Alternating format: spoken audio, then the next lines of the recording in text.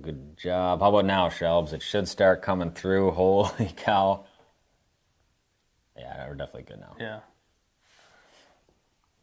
So the only thing, we just can't see how many people are tuned in yet. So that's the...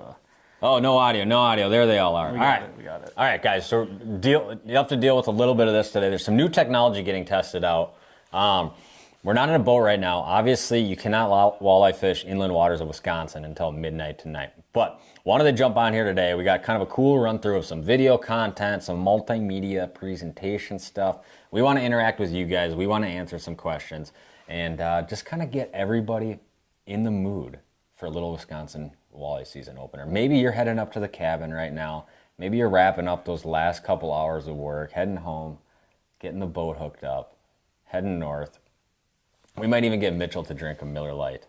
Yeah, possibly. On this video. We feel like in the spirit of opening day, we might as well tip a cold one back for the viewers at home. But loud and clear, good deal. All right, we are rocking and rolling. So ultimately, like a lot of the seminars I do, I want you guys to kind of control a lot of the content that we talk about. So if you have questions, drop them down below. And I see some questions already coming in, like Tom has a way better mustache. Like that is a comment, but it is not a question.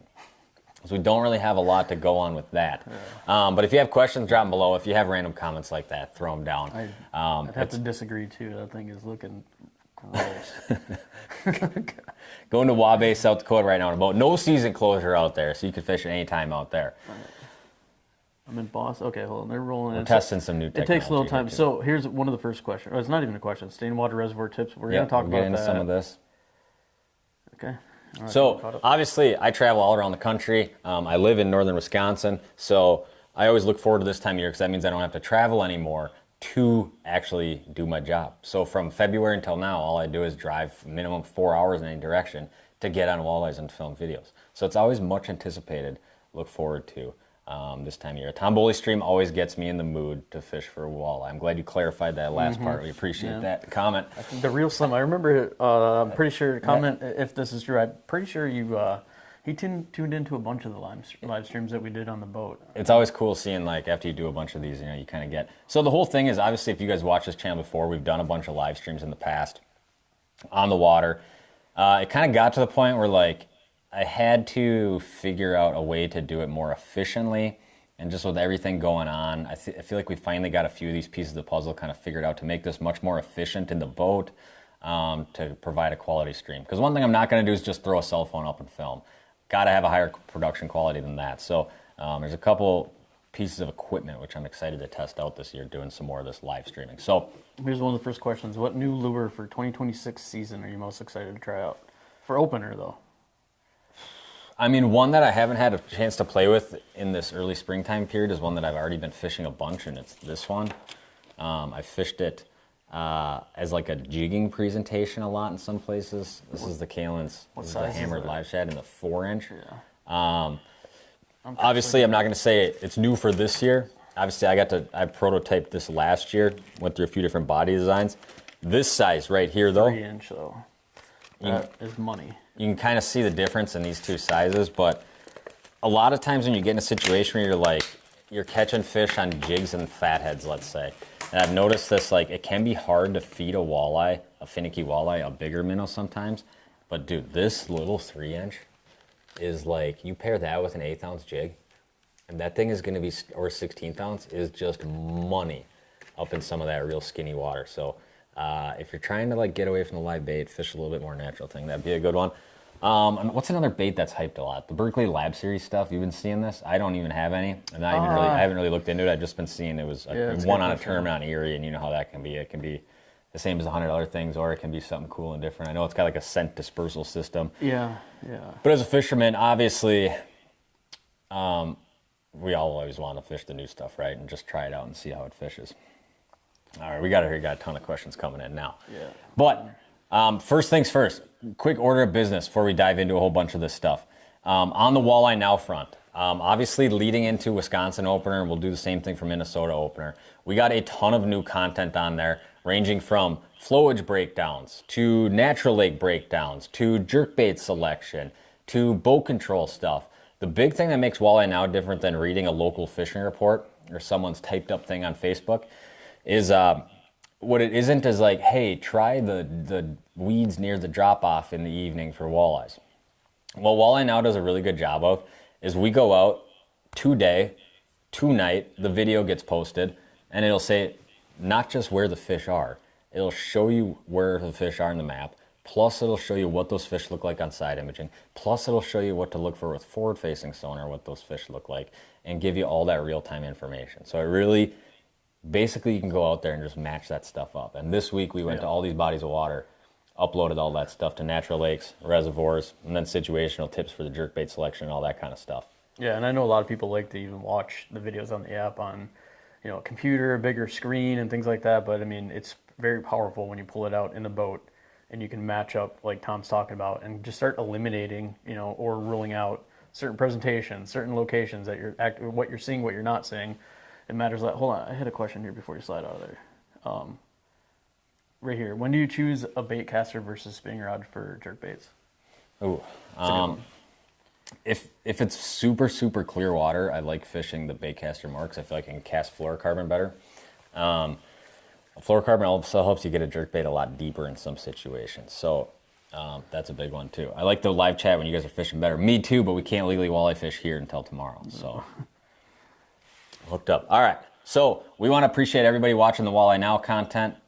Let's get your fat fingers off my device. All right, play something. We also have Subscriber Appreciation Month going on right now. So if you're a Walleye Now Premium subscriber, you're entered to win some great prizes. We sent out 2 this week. We also have a fishing trip with me going out for the week of May 10th to the 15th. That'll be the grand prize that week. So all you have to do to win is be a premium member on Walleye Now. So Walleye Now is here to get you dialed for opening week in the Midwest of walleye fishing. Whether it's in-depth podcasts with the walleye fishing's leading pros, whether it's electronics breakdowns showing you how to find those shallow water walleyes on side imaging and how to find those fish with forward facing up in skinny water, or whether it's lure selection, how to select the right jerkbait for each situation that you might fish. We even get way into the weeds and talk about probably the number one thing that catches more walleye than anything else, and that is boat control. So no matter where you're fishing this weekend, Walleye Now is a wealth of information. Jump over to the Walleye Now app, available on Google Play and the App Store, and catch a pile of fish this spring.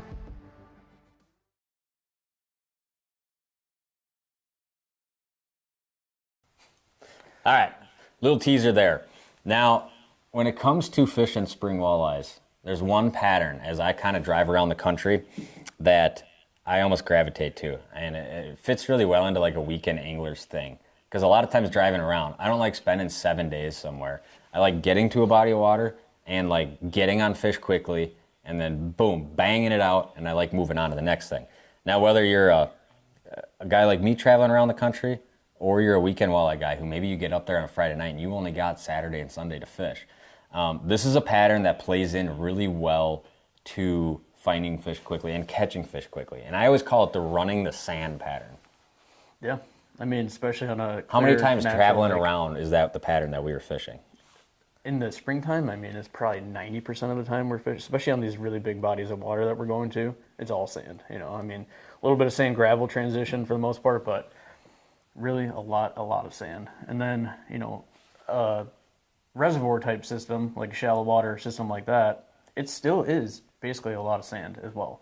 Whether it's, you know, gravel that transition to sand at some point, or stumps on that, you know, or if there's some weeds left over, if there wasn't a big drawdown, sand is like, it's what the walleyes are in right now, man. I got a couple questions for you, unless you got a couple more. Small baits versus big baits in the spring. It kind of goes both ways. Like, if fish are bitey, obviously I like big stuff. There could also be a time like at night I generally like big stuff. I think a lot of times it might all play into, stop interrupting Mitch, it sounds rude. Shelby. This is what the guy does. That's what he does. At night I like big stuff. Basically, I feel like I generally opt for fishing the bigger thing and then go the other way if needed. Now, obviously, it might sound like there's some A to B to Z checklist you go through, but a lot of times it's just slapping something on and feeling it out. Yeah, I think so. I mean, my approach is start small and then kind of determine what you think the bite is. I mean, you know, like we all know what it's like when you get out on the water and it's like, yeah, the bite is good today. You know, not only are you catching fish, everybody's catching fish. That's the time where it's like, all right, I'm gonna throw on a really big bait. I'm gonna throw on something that I typically don't throw on, you know, on a normal day like the jig and minnow. I'm gonna go throw on a, you know, Husky Jerk 10 and rip that thing around or whatever. That's the time to play around with, you know, big baits. Do you ever fish Lake Winnebago? I got to read this one. So here's a great fish story. How was it? 2 years ago we were fishing Winnebago. 2 years ago, yeah. So I've lost more big walleyes than I've ever caught. Right? I don't remember a single big walleye I lost where it was just like, oh man. He cried. So did not cry, but here we are down on Lake Winnebago, and we knocked out a trolling video. And I think it was like late June. And I was like, dude, if we could somehow get a big one, this would be like insane. So we're like pretty much all wrapped up with the video. Board drops. Start reeling it in. And out there, it could be a sheep's head, a catfish, it's a whiteback, who knows, right? Yeah. Board's folded. And we pull the board off, and I'm like, dude, these are walleye head shakes. Just those big, like, boom, boom. You know, big, slow head shakes. I'm like, this is a walleye. Got it to the boat. And I'm like, dude, bitch, you got to net this. I mean, do you think it was 30? Yeah, it was. You think it was 30? Yeah. So I had probably a legit 30-inch Lake Winnebago walleye on, right to the boat.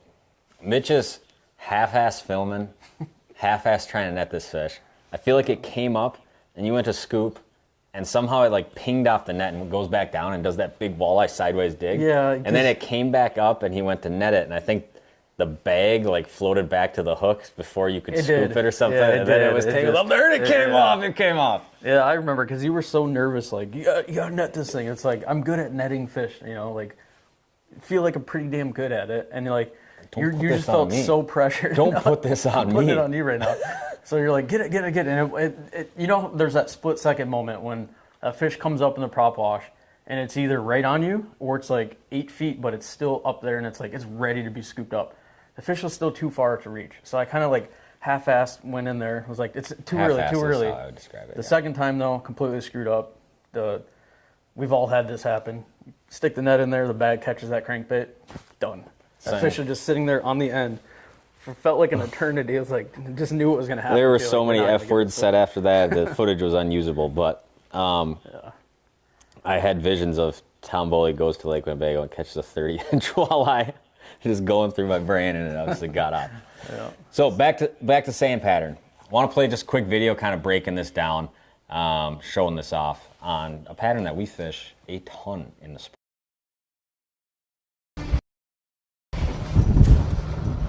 So a lot of times you can use a lake to your advantage. What I mean by that is stuff that looks like this right here. Those are walleyes in which we're looking for, but a lot of times you can use how a lake's set up to your advantage. If you want to find fish very fast, if you get in an area that's all solid rock, there's 3 more over here sitting on this rock right here, this little gravelly high spot right there. But a lot of times, if you have like big portions of a lake you're looking at, they're just solid rock, like one huge rock shoreline that's miles long. Tough to see fish in that without either having them be out deep, maybe marking one on Sonar, or fishing through it with something like live. We're just in an area there's a lot of sand, kind of a mixture of some rock and sand. But every fish that's on this sand is gonna pop out like a sore thumb on side imaging. So as I drive down this here, like these are a couple obvious rocks, but over here, these are walleyes right here. This is what we want to see. This is honestly the first spot we've looked at too. We may do a little more driving around than this, but a lot of times this is what I'm kind of looking for. You can see we're in 10 feet of water right now, cruising around, just looking for fish, basically on a big sand flat with a little roll in it. Anytime you have one area that's all very uniform and then one little dip or a little hard bottom spot in here like this, you can be assured that if there is walleyes there, that's probably where they're going to be. I mean, another one right here, fish right here. I mean, there's just a lot of fish that we're already seeing. No, like, there's 50 type of situation. Literally my first cast of the day. And that's a lot of times why you want to drive around before you start fishing. And wouldn't you know it, Mitchell, it's just a dandy of a walleye. Just to get the day going, man. Is that ever fun? I literally turned my head mount on and I was like, this isn't going to take very long. And sure enough, beat that. It didn't. Beautiful fish right there. There we go, my friends. There we go. And I was just telling Mitchell as I was rigging up here, for some reason they love dark plastics on this lake. You know, a lot of times I feel like so many different plastic colors are like, you always gravitate to like something with a white belly or something like kind of natural looking, a lot of white in it. For some reason on this lake, I always do the best on stuff that's like dark, dingy colors like that. That's a Kalen's Jerk Minnow Jr. on a 1/4 ounce Kalen's Google Eye swim bait head. And I'm fishing with a big burly stout setup. So I like having something a little bit stiffer. There we go. There's a 25-incher, Mitchell. Nice fish. No.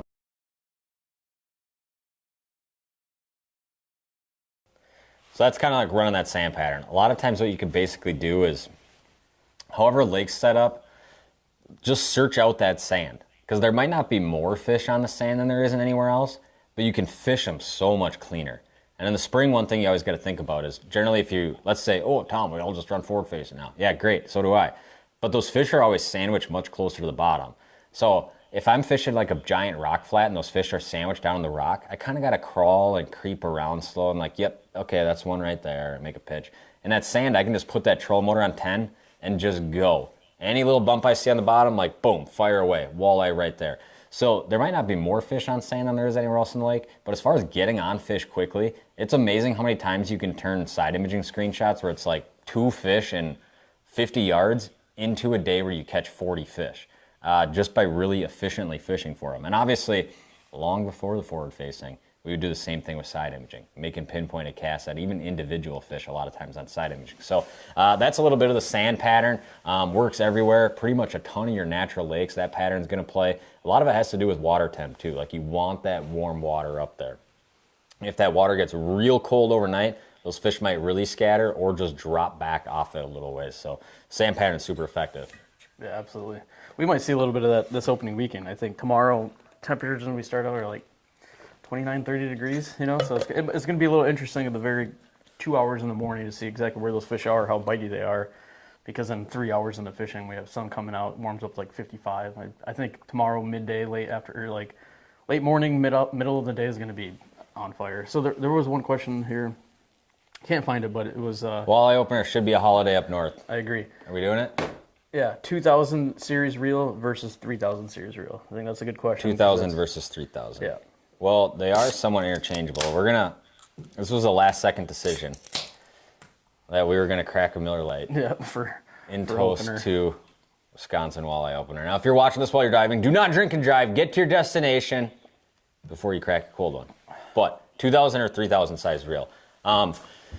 2,000 is kind of like the standby or that 2,500 size. I started going to a lot more 3,000s and even 4,000s and some stuff for finesse stuff that I'm trying to cast really far is kind of the main one. The only other thing would be like shiver minnowing or really snapping stuff where you want like that much quicker pickup. But the big one, basically at this point you're cutting hairs, right?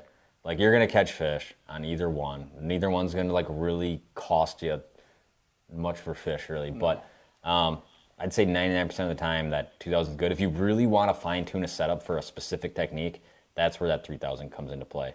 And what kind of line are you generally rigging up on a 3,000 size reel if you're trying to cast finesse stuff really far? Yeah, and I mean, I think I have way more 2,000. I don't even know if I have a 3,000 series reel in my boat right now, which I need more because the one frustrating thing is, I think it's personal preference. The one frustrating thing is, though, is when you're fishing certain bites where you need to cast at a long distance. And I'm not talking, you have to throw your whole body into it to hit 80 feet, just like a flick of the wrist, 80 feet.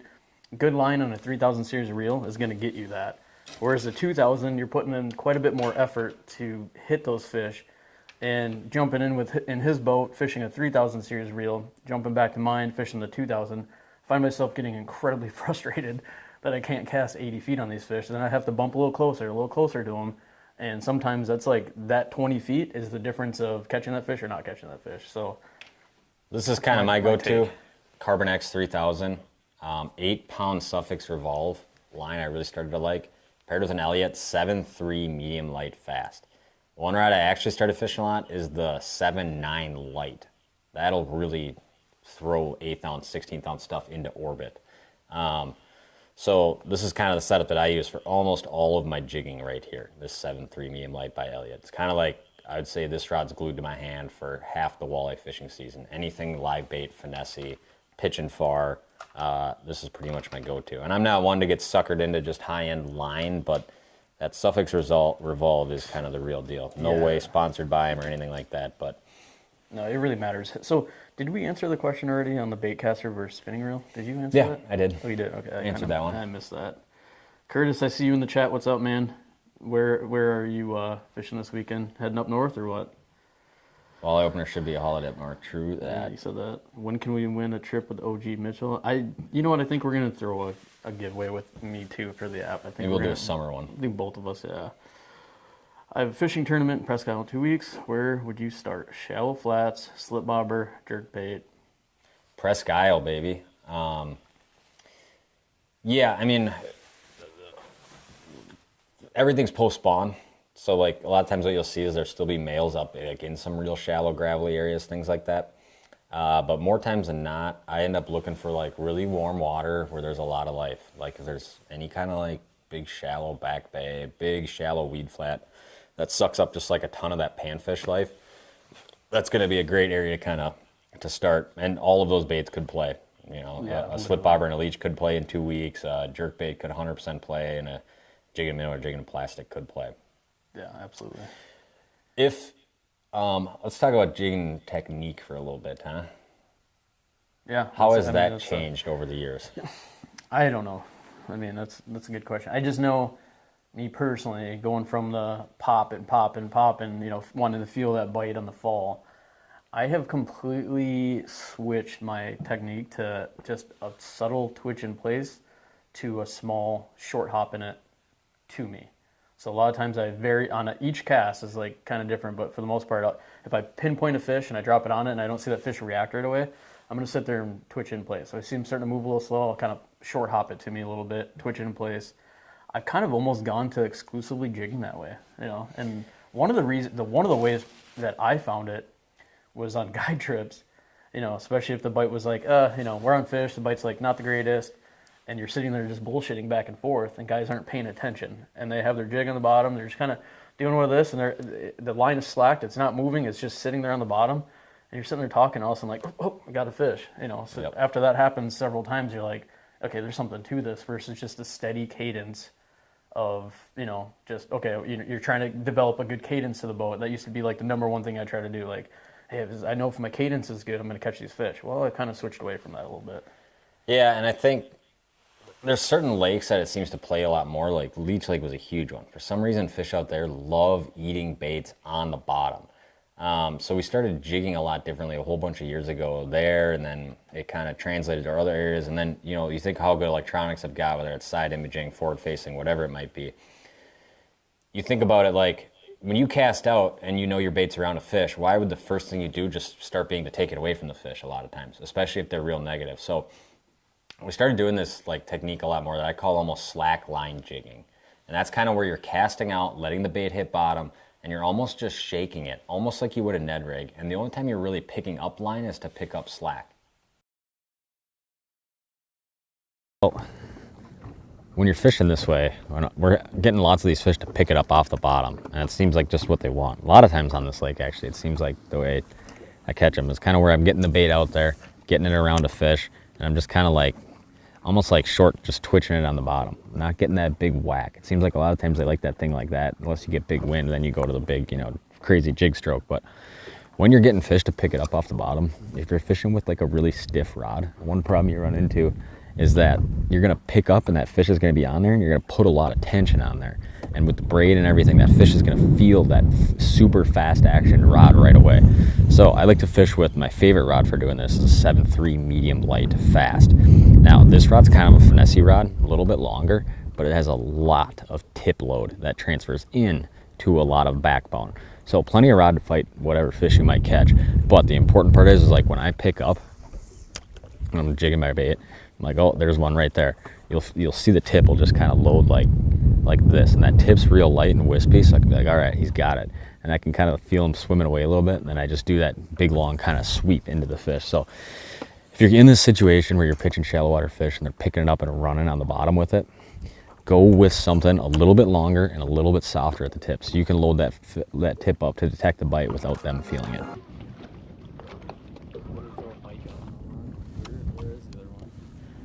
In my camera box. In 3, 2. No way one doesn't bite. Make it happen. Make it happen. Yep. Right there, Mitchell. Now we're having some fun, boys. Now we're having some fun, huh? Nothing better in the world, man. Yeah, he's feeling pretty nice. He's staying down good. Oh yeah, look at him. Finally, we're getting a little wind picking up. We're in some fish. And look at these guys, man. It's as good as it gets, huh, Mitchell? Go ahead and scoop them. Boom, baby. Hungry Leech Lake walleyes. Are you kidding me, dude? So one big note with that kind of style of fishing is you're obviously not going to get that big jig pop where you pop the jig up and it's like, boom, that big punch on the line. No, not at all. So it's going to feel, it's hard to describe because you might feel it. You might a little bit. If you have a good rod, some sensitive line on, good braid, you might feel something. But most of the time when you're already moving really slow, you're not just like cracking it. So when you go to lift up, you're going to feel some weight. So now if you're in a reservoir system, that could be a bunch of different shit, right? It could be woods, wheat, whatever. You have a snag. A bluegill. The biggest thing is like you start to feel that little bit of weight. What I always tell everyone is just like slowly pull in a little bit, and either whether you're watching the rod tip or you're going to feel it. Most of the time I feel it. I'm not watching the rod tip. You're going to feel a little bit of pullback, and that's when you can just sweep in, set the hook. So it's not going to be one of those things where you're feeling the bite all the time, but it is. In my opinion, it's kind of one of the more effective ways to jig. It's kind of what I've switched to. 100%, especially when fish are finicky. I always say, like, when you're creating a jigging cadence, right? Like, a big thing to do is, like, if you start out fishing aggressive and every fish is, like, you're popping that jig up, it's falling, and you get, boom, that big punch, set the hook, bait's down the throat. No need to change, right? But if you're doing a lot of this fishing where, especially with forward-facing, if you're watching them follow to the boat a lot, 100% go to that slackline jigging. The other thing is, if you're jigging and you're popping that jig pretty good, and every time you set the hook you're not feeling that pop, but the fish are scooping it up off the bottom, good sign that they like it slowed down a little bit too. So a couple different indicators there that you might want to slow that jigging cadence down a little bit. So that's a big one on that. 3 to 4 miles an hour. Yeah, I was gonna say so I'm trying with the questions. It's tough. If I skip over a question, just type it in again, especially if it's so damn important you can't sleep tonight without knowing. Just keep typing it in. I'll eventually catch up to it. I'm looking at a tiny little screen, so it's kind of... And Tom likes to talk a lot, as you guys have noticed. He doesn't stop. So Peter Skeeter had a question here. Oh, there it is. Does that account for the water column? And if you were stuck with a 10-inch model, how far would you be sitting your range? The Bay of Green Bay, Winnebago. So side imaging, 90 feet side to side minimum. That's pretty standard, 90 to 100 feet. The screen size not that big there. If you're looking at, I'm assuming he's wondering about forward facing or... I'm not sure if it was for a forward facing or a side imaging question, but... On forward facing, if you're not super comfortable with it or you don't have a lot of experience, shrink it back to 60 feet. You're just gonna get a little bit more blown up picture of everything. Most of the time, like when I fish out of my little boat, which has a 10-inch screen in it. Last year it had a 9-inch screen in it. I was still running it at 90 feet. I run it a lot at 90 or 100 feet with forward facing. Now, like I said, if you're not super confident, no shame in shrinking that back just to kind of get your bearing a little bit more too. So one thing, if you're newer to it, is you're gonna way overestimate how far 50 feet is. Yeah. How many times do you see? Yeah. Like you see it all the time. Like you get someone in the boat who's like maybe doesn't fish every day, obviously, and you're like 50 feet right there, and they throw a cast like 150 feet. 50 feet is pretty close. It is, yeah. I'd say like 90 feet is like a really far cast. Yeah. Not to say you can obviously cast a lot of baits farther than 90 feet, but no. I'd say most casts that you catch a fish on are between 70 and 40 feet. Yeah, and when it comes to side imaging, the screen size, I don't think really comes into play. I personally think that some of the smaller screens, actually, like, for whatever reason, the image looks better to me. versus when they're kind of blowing up on a bigger screen. I don't know if that's There's a just difference, yeah. in my head, but it sure seems like it's better. So on side imaging, I saw a question in there.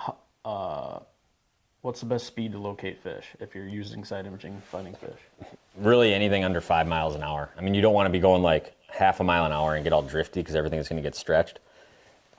Basically, whatever speed you put your boat in gear at, that speed's going to work. That's going to be like 1.8 to 2.5 to maybe 3 miles an hour on a big boat, but that speed's going to work fine. You can actually you can actually read decent at like 10, 12 miles an hour, but everything's going to kind of get a little bit blown out a little bit.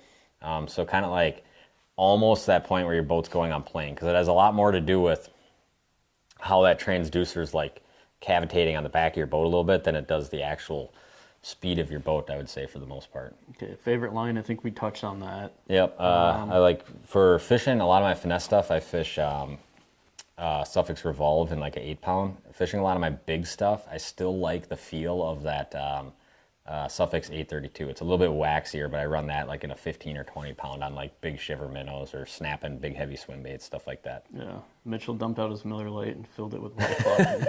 Bet your ass I did. We did that pre live stream. Yeah. That's funny. What else you got for me? You can keep yapping away because I gotta. All right. I gotta find So, some.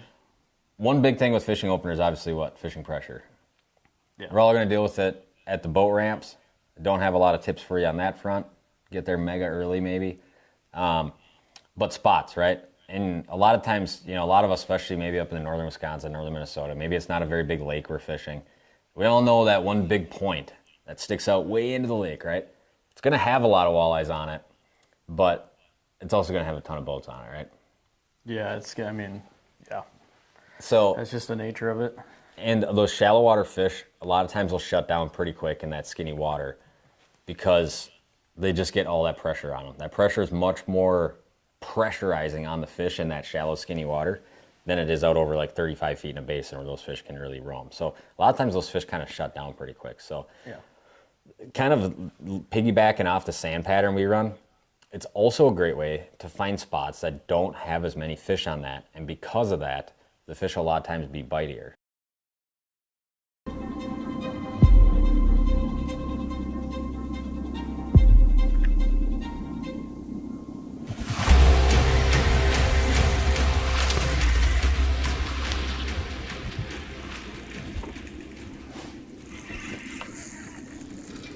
Solid one.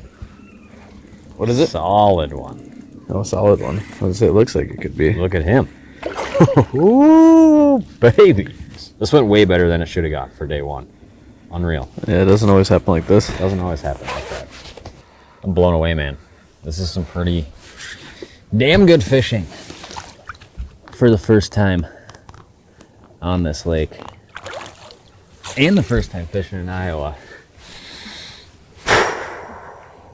Alright guys, one thing I've noticed fishing these springtime lakes, right away when we got out here, there was like nobody out here. Now there's like probably 7, 8 walleye guys out.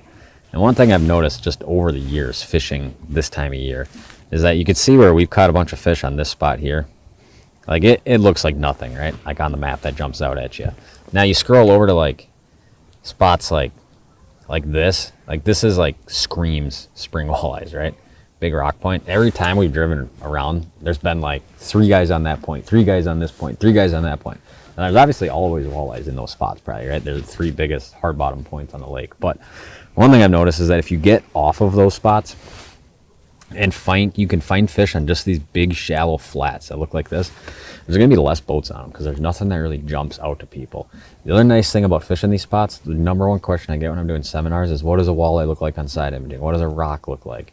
What's the difference between a rock and a walleye sitting on the bottom on forward-facing sonar? You get on these sand flats where the wind's coming into, and fish are going to be there. How concentrated are they going to be? Maybe less concentrated than like on the big point, that looks like one of these jobbies over here. But everything you see is a fish, right? And a lot of times you'll see those fish a lot bitier, especially in shallow water. I've noticed fish get really beat up and they get much more like they don't want to bite. Where you get on one of these big sand flats that nobody fishes or nobody spends enough time dialing in like where fish are on this barren sand flat, and these fish hardly ever get touched. And that kind of seems like what the deal is right now. So that's basically our pattern. Now, obviously the goal is to like, you might drive for a mile and see like not a lot of fish at all. And you might come around one tight little corner where it breaks a little bit quicker out. Right now you can, I mean, we're basically fishing. It's like a 5 to 7 foot dip. And these fish are just kind of staged from 4 to 5 feet of water right here. There's nothing holding them here, just warm water. So this is one thing that I've done over the years on every lake I've fished, whether it's Leech Lake, whether it's a lake like this, whether it's, you know, some little lake in northern Wisconsin. But this is a pattern that just flat out will produce fish for you a lot of times when those big community points get all beat up and banged up.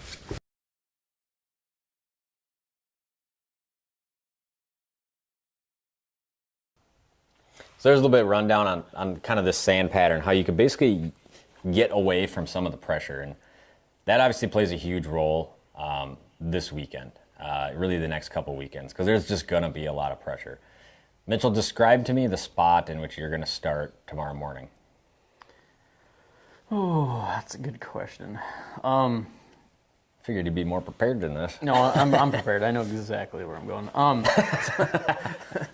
Just didn't want to tell us. Yeah, just trying to keep it secret. No, so I'm fishing a flowage system. Probably no secret. I'm like, you know. At the end of this exclusively- episode, we're going to share the coordinates too. Yeah, So I'm like exclusively like getting into this flowage rat territory, aren't I? Mm-hmm. You know, like Max Jolliffe, the king of Moab, 240. nobody knows who that is, but yes, I know. Yeah. I'm gonna like, I might be the king of the flowage here in, you know, next couple of years. We'll see. But I'm gonna be fishing wood. So we had a big drawdown, no weeds, you know, hardly any at all. So I'm fishing some secondary structure. So I got a few stumps picked out that I'm gonna hit. I mean, will they be biting at 30 degrees in the morning? I don't know yet. I really have no idea. But the idea is to get out there and try to hopefully get to the fish and put some casts on them before guys are driving their boats right over the top of them, because you see that a lot on opening week. I mean, you see it throughout the summer, like, period, but especially on opener. So yeah, that's kind of what I'm targeting. What about you? I know you already got your stuff lined up, right? I am probably going to go to the back of a big weedy bay and hopefully fish for a small amount of walleyes that are big. And a lot of times those areas, the only other boats I'll see fishing back there is panfish guys. And they're not going to be out there at 6 a.m. when it's 26 degrees. Yeah. So it might be kind of slow trudging for those first couple hours tomorrow morning. Not to say you can't get into something good, but looking at the weather, we're in cold. I actually filmed up here fishing for a totally different species. We'll get that video up at some point the last 2 days. And yesterday, actually both days it snowed. Yesterday it snowed the majority of the day I fished. And I was only 45 minutes north of my house. So it's been cold this week, honestly, especially at night. And we had hard frost, I think the last 2 nights. Tonight it's supposed to get down to like 28 by morning. And then here's the kiss of death. I just already know what tomorrow morning is going to look like because I've seen this so many times in my brain. It's going to be cold. There's going to be allegedly no wind or 1 mile an hour wind. And it's going to be sunny. Yeah. I mean, we're all jacked up to get out there, and I am still excited. But those are generally some of the worst conditions, like early in the morning, really cold, no wind, flat calm. Now, the good news is like it'll exponentially get better throughout the day for fishing a lot of those shallow fish. Like the bite by noon will be non-comparable to what the bite's going to be at 6 a.m. Yeah, I think smack that middle of the day, you're going to see your best bite happening. From then to 6 p.m. Yeah, for sure. Mm-hmm. Probably still going to be out there at dark, you know, just we all will be. But we'll all be out there. Don't expect it to be hot and heavy. Yeah, good thing to know. Like if you go out in the morning, you're like, this sucks, dude. Yeah, screw these guys. Go back to the cabin, crush a Miller Lite or two, get back out there at 3 o'clock. It's going to be a totally different lake by 3 o'clock. Yeah. Caleb's in here. What's up, man? What would you do differently? Oh my gosh, I lost it. New technology. I lost it. What would you do differently on a northern Wisconsin flowage versus a clear natural lake? I guess we kind of just talked about that. Yeah, so we drove around both this week. Obviously, these flowage systems are a lot warmer. Like, we might see 45, 46, 47 degrees on some of these natural lakes. We might see 55, 56, 57 degrees on some of these flowages by tomorrow afternoon. So the big difference is that a lot of these flowage fish just stay really shallow all year, right? So you could see fish in a foot of water. You could see fish in 10, 12 feet of water on a flowage, probably on the deeper side of what we're going to be fishing. On these flowage systems, you can go out and catch a walleye in 27 feet of water right now, too. Yeah. But the pattern that we'll probably be running a lot of these flowage systems this week, like Mitch said, shallow wood. That'll make up a lot of what this is, because there's not a lot of weed growth yet. Some of the weed growth that maybe hung on from last year is some of that deeper milfoil and coontail and stuff like that. Yeah. And that's 10 feet out Yep. for the most part, is where you're going to see that. But wood near shoreline areas, big shoreline flats, channel points, backs of bays where there's a good set of stumps, things like that generally play pretty big. Now, obviously, natural lake, it's going to be a lot more of that. Think big picture structure. Think big sand flats. Think big shallow water points that come off the shoreline. Think about those real big shallow back bay areas, things like that. That's a lot of what I'll be looking at. And fish in these natural lakes spread out a lot more. So a lot of times in flowages, we might run a big spot and catch 20 fish off 3 stumps. Where on a natural lake, it's a lot more like dunk, dunk, dunk, dunk, dunk. Fish a lot more spread out. Yeah. One of the questions was, what is unique this year about opening weekend? I followed stuff on the Walleye Now app for the last couple of years. It's all pretty good. I don't think there's anything necessarily unique. I think it's all the same with principles, same principles that we've put in the last couple of years. It applies. It's the same stuff we're kind of talking about right now. Mm-hmm. The only thing that changes is obviously what kind of water temps, what kind of weather do you have? As in, if ice just went out 3 days ago out here, some of these fish are going to be, pre-spawn maybe, right? We don't have that. It's going to be a lot of post-spawn fish. So we're not fishing the males that are, in a foot of water. So pretty much all the past run-throughs that we've done the last couple of years, I think, apply exactly to this weekend. Yeah, water temps have been pretty the same. It's probably been 4 or 5 years since I've caught a pre-spawn walleye around here in opener. Yeah, I'd say. Can't even remember. Yeah, and they dump pretty quick on a lot of these natural lakes. Like that water temp will just kind of linger in that low 40s, and then all of a sudden they'll all be up on the bank doing their thing. I read an article in Fur Fishing Game magazine where the author was claiming to catch small river walleyes on topwater during late summer nights. Does anyone know if this is even possible? I tried to film a topwater walleye thing one time, and Shelby was with me. We were in northern Wisconsin. I was topwatering them over 90 feet of water, and I literally tried to film it twice, failed both times, and was like, this is just, first of all, let's say, what are you going to do? The coolest new way to catch a walleye? Well, it's not going to be, because they never, sometimes not even going to work, right? Yeah. There has been a lot of times that I have wanted to try it, though, and I just have none in the boat because I'll get fish so close to the surface. So probably works more times than not. We used to catch big walleyes on musky topwaters all the time. Yeah, maybe hog wobblers, dude. They loved hog wobblers. Shout out to my OG musky guys in the hog wobbler scene. Yeah. Old Moldy's tackle. What else we got? Hold on. Yep. What the best knot for attaching braid to mono and not being the smallest so it does not catch in rod eye? So I mean. Yeah, so in your small pound test, I still tie double unis everything. Yeah. But if you want to go, if you're going to fish 25 pound mono and braid and stuff like that, it's mainly the fluoro or the mono that's going to be the problem. The braids are going to be the problem because it's so thin. But going to an FG knot, much more of a pain in the ass to tie, but will go through the eyes better. Sorry, you might have answered this, but I got shut off for a little bit. Have you ever had a trophy wall? I come and swim directly. Okay, that was a tough one. I don't know what the second part is saying, but... Sorry, you might have already answered this, but I got shut off for a little bit. Have you ever had a trophy, assuming walleye, ? Oh, come and swim directly up to your trolling motor and live image transducer? Yeah. Okay, I read it as I come and swim directly up your trolling motor. I'm thinking damn, if you see some big mark there, it's Joseph.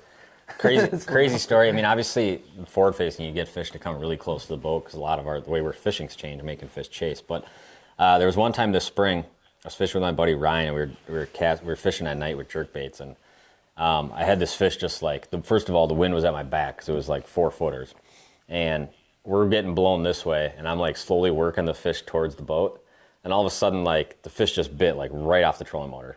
And I set the hook, and immediately it was all I felt was that sound of the mono or the fluoro was on something. Sounds just like that. Sounds just like that. So I was oh no, he's wrapping the trolling motor. I didn't know what to do. So we were I was trying to figure out which way it was, and finally I was screw it. and I grabbed the pull cord for the Minn Kota and pulled it up. Here, one of the hooks of the jerkbait is in the Mega Live cord. The other one is still in the fish, and there's a 9-pounder hanging off the jerkbait, and the fish is just like sitting there like this, right off the end of my trolling motor. And me and Ryan just laughed our asses off. But that's awesome. Yeah, they will come really close. Yeah, and on stained water systems, you'll see that a lot. Yeah. I mean, big fish, little fish, doesn't matter. They'll bite. I mean, right there. Kind of like, it's almost like musky fishing. They're still predator fish. They're still hunting the bait a lot of times. So, you know, if they don't see that boat, or if you got a little bit of wind and they're not spooked, they'll bite right at the boat. Mm-hmm. Did you have one picked out? No, we kind of caught up. So if I missed some questions, just keep them rolling. Tom, any plans to hang the North Channel of Lake Huron or Georgian Bay? So big fish potential. There may be a trip up that way planned this year. It's a lot to hear. Sault Ste. Marie, or however you say it, Sault Ste. Marie, or whatever it's called. I got to see that place. Everybody that goes there says it's like the most gorgeous place in the world, and I got to go catch a walleye there. You have any tips for reservoir fishing? I feel like we've gone into some of those. Really dial into some of the specific structures. Don't get as... Maybe it depends what kind of reservoir you're talking. If you're talking western reservoirs, that's like a lot of these fish are still like transitioning, in my opinion, out of coves. I was on a giant reservoir system out west this week. A lot of these fish are still transitioning, like pulling back from spawning upriver, pulling back downstream. Still warm water is a key. So anywhere you have other water coming in, or a dirtied up bank, or pulling out of some of those bigger creek arms or cove arms or things like that, and sitting on those shallow points. It's not full on like out over deep water, way back down river yet. We're not seeing a lot of that going on. Humminbird Gen 4 Helix 10 first gen Mega Live. Tried all your settings to see my bait. Tried tungsten bait, still couldn't see the bait. Any tips? So the jump from Mega Live 1 to 2 was huge. Also, I think one of the reasons that they had to go to a different unit is that I don't think the original Helixes had enough power to really process the new transducers that they came out with well. Right. So a big one with Mega Live 1, if you're still running it, sensitivity high, drop contrast out. This is going to fuzz your screen a little bit. Now you're still going to be able to see fish plenty fine. Bait tracking, more hit or miss. Obviously the bigger the bait, the more you're going to be able to track. The tungsten thing actually doesn't really do anything as far as seeing your bait goes. It's all about the size of your bait. So a lot of times, like, you want to see your bait good, fish a 4-inch minnow like this on a ball head jig, and you'll be able to see it a little bit better. So and sometimes it's not always the case, though. Especially referring back to Mega Live 1, I remember, you know, a lot of times, like, depending on like having a Helix, you know, you'll see your splash, but a lot of times you're not going to track it. So you'll know, like, okay, I put the cast kind of right in the area of the fish. You're probably not going to be able to track the bait unless conditions are perfect. You're on soft bottom. There's not stuff in the water column. If you have anything in the water column, whether it's from wind, pollen, anything at all, even with the new Garmin stuff, it's still tough to bait track, and especially when it's windy out and you can't stay on it. So, like, it's not, you know, but yeah, typically the bigger the bait, yeah, you should be able to see it, but I wouldn't feel bad if you can't bait track on a Helix 10, because it's pretty tough to do. Thought I had another one here in the loaded. Okay, here. As I type this, I'm on a 3,600 acre lake in southwest Michigan. Cold front with wind, surface temp is 56. Where should I fish? If it was 56.4, I'd tell you something different, but since it's 56.3, I'm joking. This is what you're going to want to do. I appreciate your precision.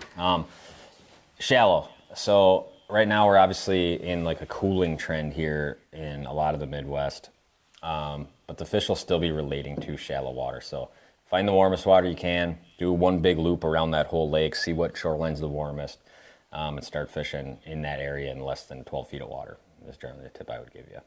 And use a lot of side imaging to find those fish.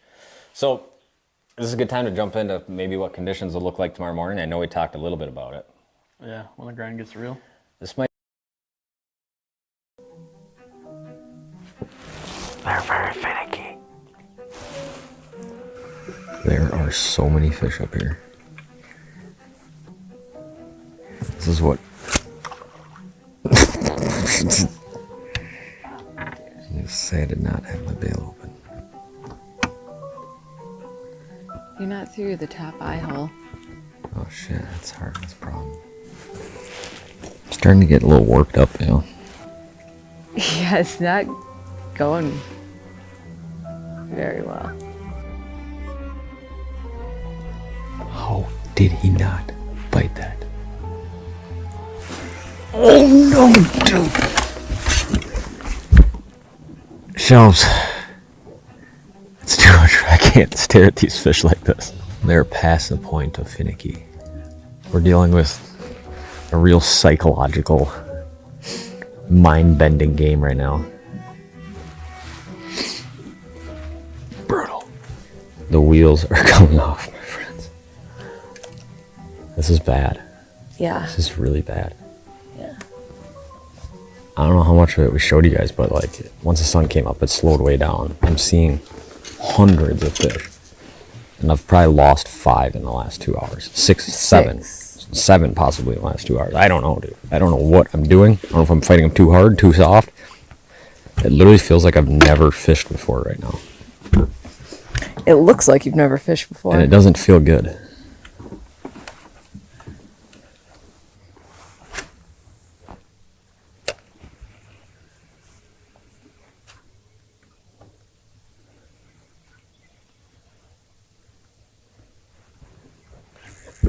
On right there.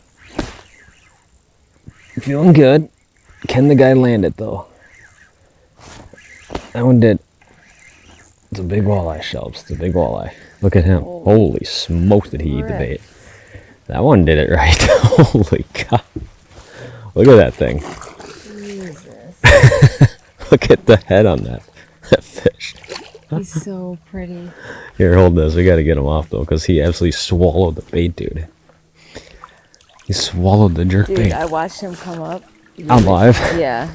Look at that thing. Good job, babe. Alright, you're up next. Did that make your day? I'm happier. Look how he ate that thing, dude. How are you going to get that out? With without no pliers? pliers. I'll have to go in there with the file. J-hook that one out. Push that one back out. And see if I can bring the bait out backwards here. That's what we're after right there. You want to take a picture, Shelps?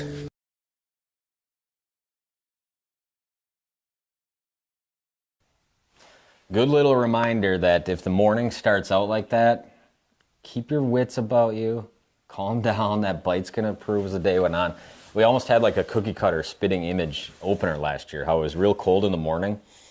And then slowly throughout the day, it obviously warmed up. We got a little bit of wind going, and those shallows kind of came to life a little bit more. But would not be surprised if it's kind of a similar thing tomorrow. That sun's going to come up. Those fish might get real weird for 3-4 hours. I still like throwing jerkbaits a lot of times, even in that flat stuff. But if you can get them to interact with you on stuff on the bottom, obviously a good sign. When it's really flat like that, a lot of times landing baits on their head is enough to push those fish around and spook them. So a lot of times it's just doing all the little things when it's like that out. But that was a fun little clip from last year on opener. That was just kind of that cookie cutter, calm, fickle, cold morning. I feel like it always sucks when opener's cold because you're like, come on, man. I've been fishing in the cold for 3 months now. Last year was kind of similar. I think in the morning it was really cold, but then it warmed up to like 80 degrees. Remember that? It was Yeah, like I remember. calm. I remember for half the yesterday day. or last year in the evening just smoking fish, but I remember the morning was catching some. But I think I started at noon last year. Yep. My Mega Live 2 has quite a bit of clutter on the surface. Should I live with it, or do you recommend putting the sticky masking tab? We were just talking about that before we actually started the live stream. I've never personally ran the tab. I also run my Mega Live. I like running it pretty hot, and I like pointing it almost further up than 60 degrees because I like a lot of that surface clutter.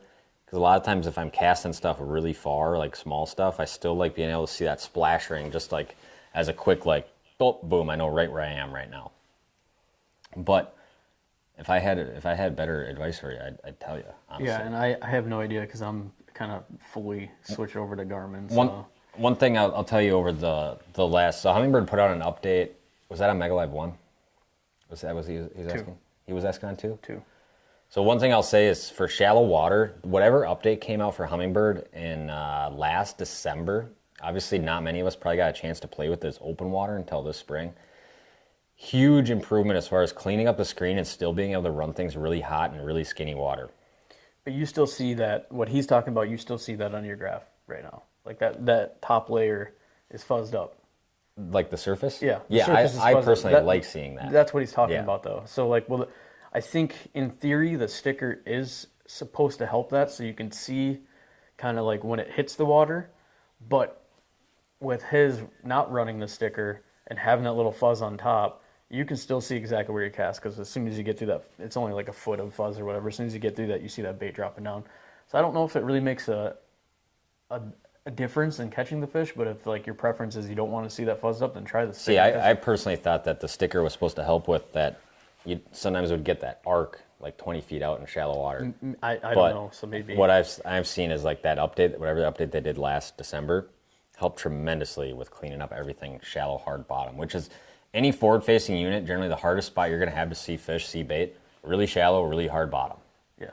Especially if you add like some turbidity to the water. That's a lot of times as much junked up as you're ever going to see a graph, because everything's just going to be, it's pinging that beam out, it's bouncing off the bottom, it's bouncing back to the surface real quick, and then all coming back to you. Yeah. And everything's just real like hot in there. So you used to be able to have to turn everything way down to like be able to make sense of what you're seeing.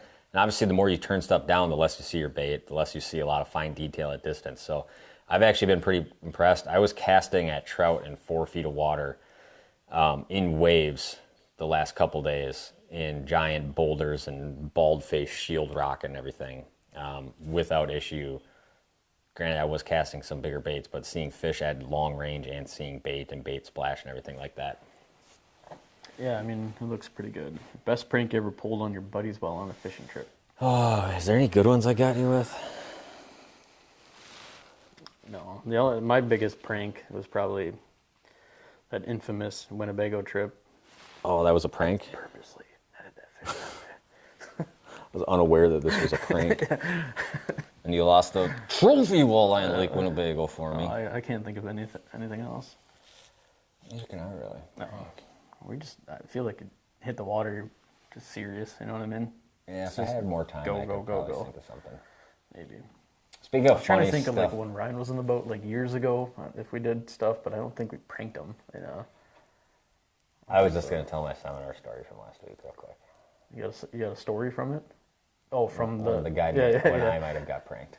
Yeah. So shout out to this guy if you're watching. There's a guy who showed up to my St. Cloud seminar. I think, it's packed in there. I think there's like 80, 90 people or something. I think before we started talking, I think he fell asleep. Like before the seminar started, like people are still filing in the room. So whole seminar goes on. He starts snoring throughout the seminar. Now, it was early in the morning. I think it was like 8 o'clock or something like that. But I slept the whole time. And he was in the front row, so like I was standing right next to him. And he must have came by himself, because none of his buddies were like, hey man, you got to wake up. Seminar's going on. Get to the end of the seminar. Everybody claps. He wakes up. First guy that comes up to me. You know what he says to me? Great show. It was a very insightful seminar. I appreciate it. So maybe I got pranked a couple weeks ago. I don't know. Maybe the guy needed a nap. Either way, we appreciate him being there. And a memorable moment from St. Cloud Shields. I feel that, brother, though, because I tell you what, you could sleep during one of the seminars. It's or warm be awake, in there. It's kind of dim. Or be awake, and you get the same shit. You get the same effect, same amount of information. So he probably did think it was a great show. He took the first nap in a week. At what age will you switch to a boat with a windshield? I don't know. Man, the thing is like 2 years ago when we fished out of my 205, I'm sure a lot of you guys that have been on the channel for a while remember that season. Just come out with the app, Tom's boat that got totaled. I made it 1 week to start that season in Green Bay, and I said, I'm trading this boat in and getting a windshield boat. I cannot stand this. And my mistake is I let Tom drive the damn boat. So as you know, in a boat when you're the passenger and the tiller and you're more forward, it's hell. It is absolute hell. But smoothest seat in the boat's in the guy driving in a tiller. Yeah, exactly. But once you then you jump into the world we're in now, where it's in the bow forward facing. It's like, yeah, windshield boat would be sweet, because who cares about all the space? The thing I will say is, though, jumping in this Warrior, I am not and I don't fish with a Warrior, okay? Like, I still have my Lumicraft. I don't think there's a better boat made out there to handle, not only for forward facing, for one, but to handle big water. And I'm talking better than these big windshield boats. Would you agree? I mean, like, there's something about that thing where it just cuts through. Yeah, well, it's narrower. So they actually made that boat. It's still called like the 2090 V back troller or something. Obviously meant for going backwards in big wind. Yeah.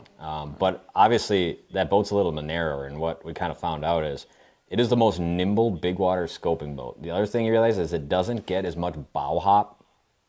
You know, a lot of the big multi-species boats, it's a big, wide, slowly tapering hull up like this, right? A lot of them are kind of shaped like this going up.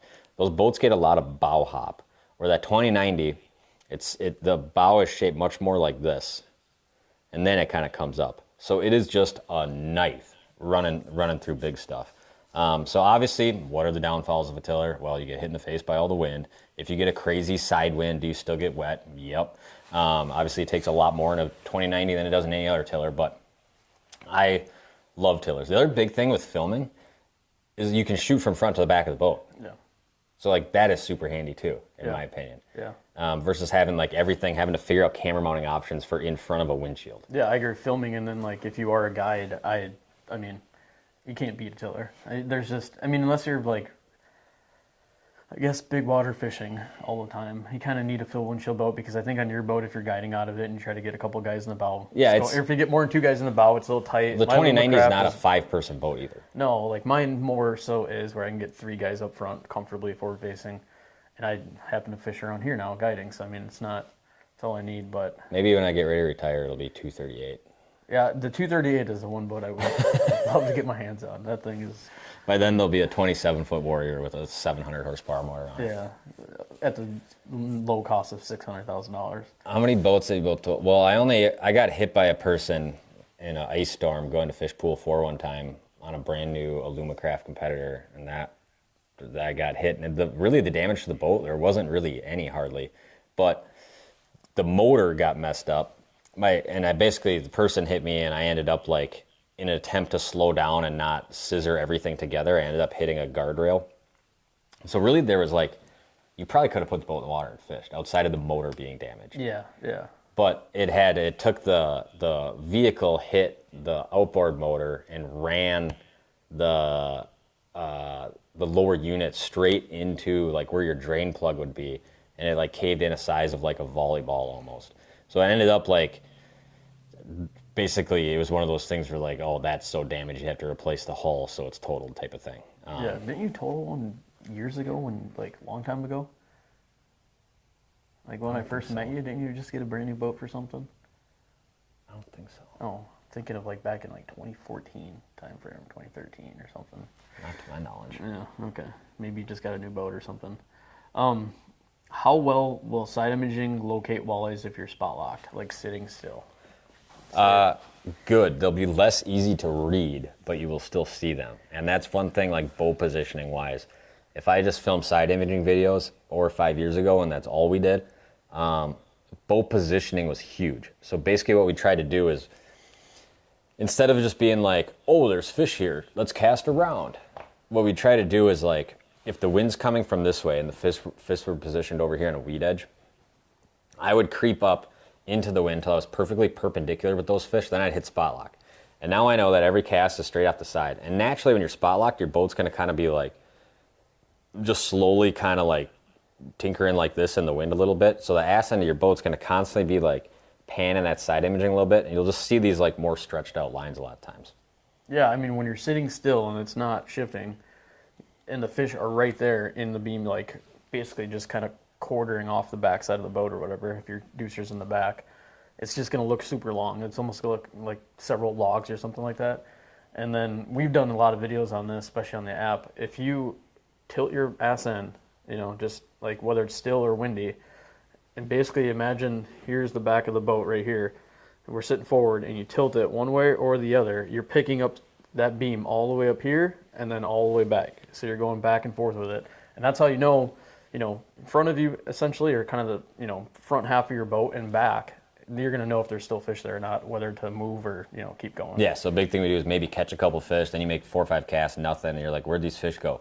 Get on the bow mount, turn it straight sideways, and just blast it on 5 for a second. And then it's just going to go whoop, turn it the other way, blast it the other way, and whoop, and then you're gonna kind of be able to see like this slice of the pie inside imaging. Would you agree that Long Lake and Serona is the walleye capital of Wisconsin, and do you fish it? I probably wouldn't go that far. We have fished it. We have filmed out there even. Yeah, It's been a few years. I like the lake. I don't know if I'd call it like, I don't know what the walleye capital of Wisconsin means, but I assume it means like the number one walleye lake. I don't think I'd go that far. I'd probably say Lake Michigan would have something to say about that, but Several other lakes would probably have something to say about that. yeah. But it is a good lake. It's a cool lake to be on. Nice fishing there. There's a lot of lakes like that in northern Wisconsin. There is, where yeah. it's mostly weed fishing, some deep water, a lot of panfish, a lot of bass, stuff like that. Should we kick it old school for a second? What, trolling? So you get a day like this where like you know that morning's going to be a little bit tougher. And a lot of times these fish are more willing to bite in this cold water at night. No secret that obviously in this real shallow water, a lot of times that low light periods are obviously going to be a lot of times the go-to versus midsummer where middle of the day is oftentimes the best time. And we don't want to just cater everything towards forward facing. If you guys watch the YouTube channel, you know I've been doing like a lot of this forward facing, jerk baiting, stuff like that this spring, last spring. But there's really simple ways to just catch walleyes at night, maybe trolling, maybe in a state like Minnesota where you just have one line.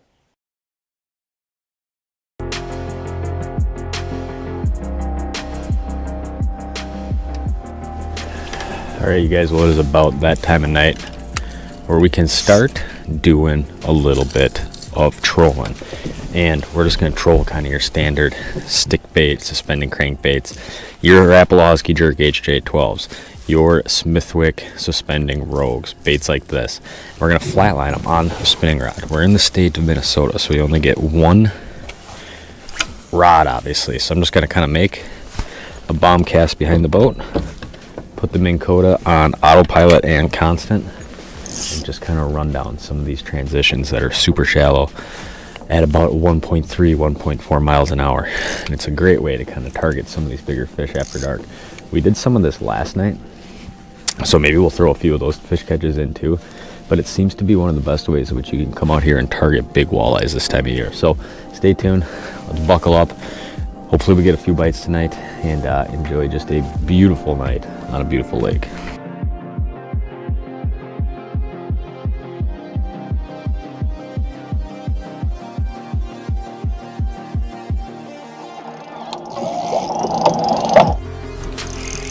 Fish on right there. Feeling big and heavy too, man. Real big and heavy. Come on, baby. Come on, baby. Hopefully you guys can see all right here. We're just entering that prime time here where we're starting to look for some big old walleyes.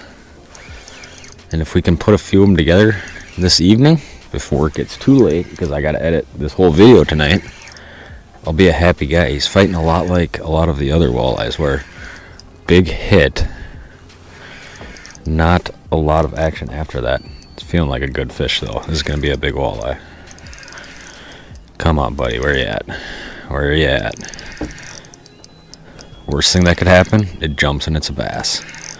Oh yeah, super nice walleye, man. Super nice walleye right there. Hopefully you guys can see it all right. It's just barely at that time where we're just about to set the net up. And look at that thing, man. Oh yeah. Oh yeah, we got her. We got her. That is what we're after, my friends. Oh, it feels good. I'm having a lot of fun at this place. Let me flip a light on. We'll get you guys a little camera action and show you what's up.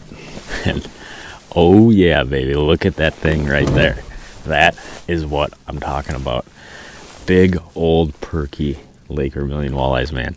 And this is the time of day, right? A lot of times these big fish might be up shallow, especially on a day like today where it's just been flat calm. A lot of times, nighttime, these fish will get a little bit more bitey. That is as good as it gets right there, man. Just a stud of a walleye up here. I'm digging this. Jig during the day, troll big walleyes at night. How can you beat it, man? That is a good one.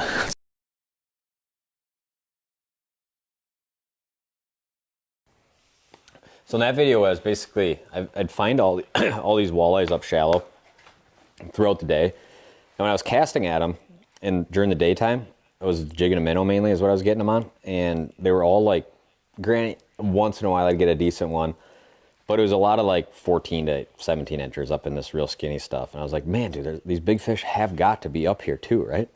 So basically at night, all I would do is you'd kind of find where the gravel from the bank would come down and just meet sand outside of that. I'd just chuck a crankbait back behind the boat, put the trolling motor in gear at 1 mile an hour or so, and just kind of pump that bait and just follow that little brake line. And obviously you can cast them, you can forward face them, but that's just real super simple way to kind of catch fish after dark. I got a dry, lightly salted peanut in my throat. Yeah. Mitchell. I had 2 sips of beer, and you guys are seeing what happens. History Geek 2587. We did answer it. You might not have heard it. Hopefully you're still listening. This spring compared to past springs, don't think, like, whatever you're conditioned to the last couple of years and the content that on the app that you've soaked in, it's going to be pretty much the same thing. It's not super cold. It's not super warm. It's kind of just that fish will be just post-spawn by maybe a week or so. Yeah. Doing their thing. You're going to get a little bit of both, cold in the morning, warm in the afternoon, and you'll kind of probably see 2 different bites going on. Are we working on a prototype lure for this year? That is confidential information. With the man. All right, with the new Kalen's hammered plastics be good for opening day, or should I do the good old jig and minnow like Mitch? I mean, Well, I feel like on opening day, I think you already know the answer to that question. I think you already know. I don't think we even have to answer it, do we? well, I mean, it's nice to always have minnows in case needed, right? Yep. But like we showed in the beginning, I don't know if you've been watching since the These beginning. things are pretty sweet, though.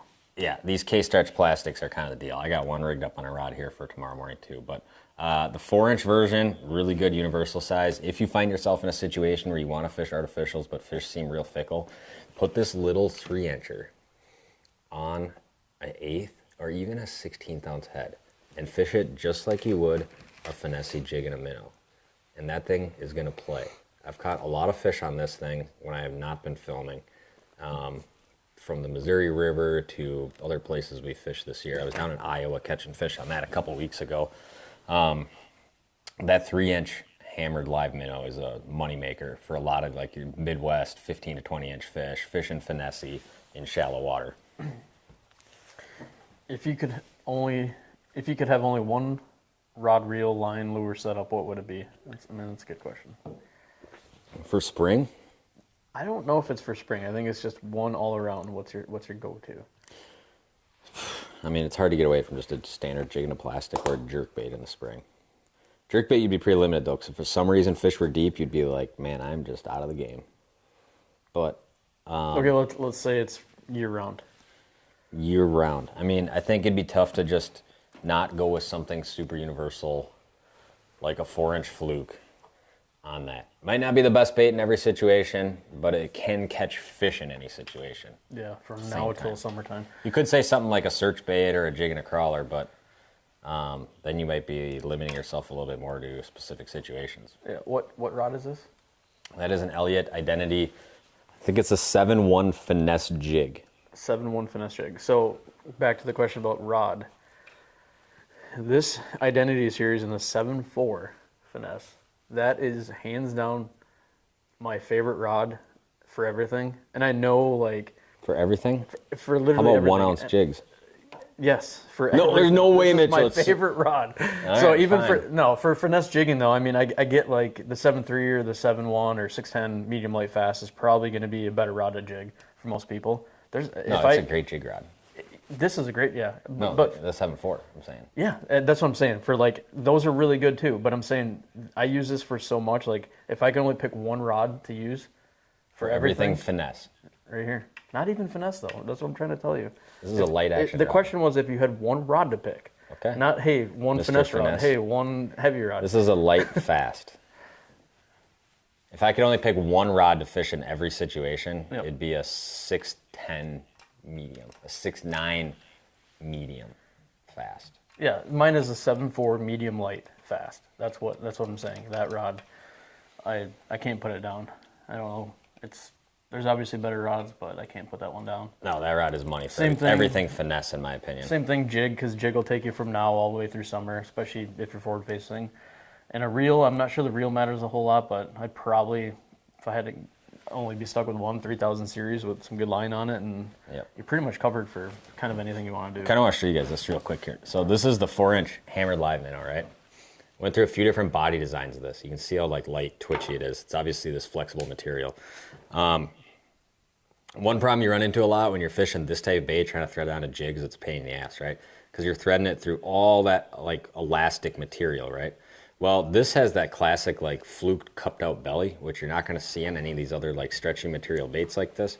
Which the reason I wanted that on there is because to rig this, super simple, come down through the head like that, and then you're only running it through just a little bit of that stretch material.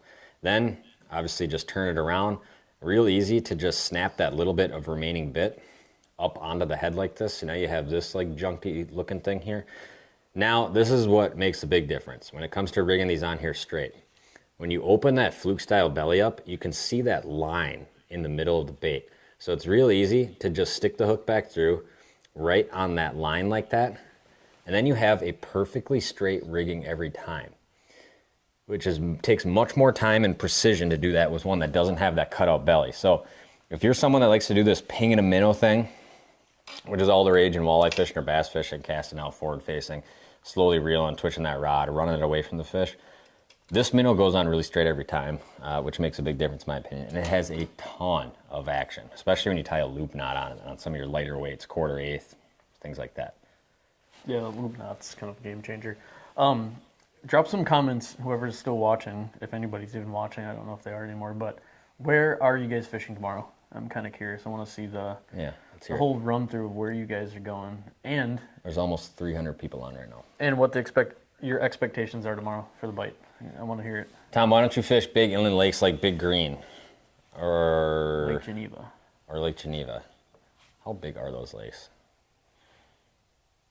I fished Big Green one time. How big is Lake Geneva acres wise? I mean, you definitely go fish plenty of lakes that are bigger, right? I know, that's not I think mistaken. what I'm trying to. It's 5,000 acres. So we fished a lot of inland lakes in Wisconsin that are very deep and clear, similar to it. Just we've never been to that one, but there's obviously some sneaky fall bites that go on down there that happen so late in the year that I'm already ice fishing. But some of those always sound intriguing. Me and Pops are headed to Devil's Lake in June. June is a great time to be at Devil's Lake. There's really not a bad time to be at Devil's Lake, but June is a great time. That late May into June thing just seems really consistent and good out there, both for numbers and big fish. St. Croix, down on the river. New York. Chippewa County, sneaky guy, didn't want to tell us the lake. All right, I get it, I get it. Eastern Ontario, Rhine Landing, North Channel of Huron, nice. All over the map. Yeah, I didn't expect this much. I thought it was going to be 2 or 3 lakes that we knew about or something like that. I literally crossed off the wrong thing on the video list. How do you even do that? Because the guy had three swigs of a Miller Lite. This is what you get? This is what you get at older age. So let's go into, we talked a little bit about some flowage fishing and things like that. Flowage fishing a little bit more exclusive to maybe the Wisconsin area, as we have a lot of these little dammed up systems, a lot of shallow water, weeds, wood, all this kind of stuff. Let's go into some simple, let's take a blast from the past here, a throwback of sorts. Should we? Yeah. To an opening day a few years ago.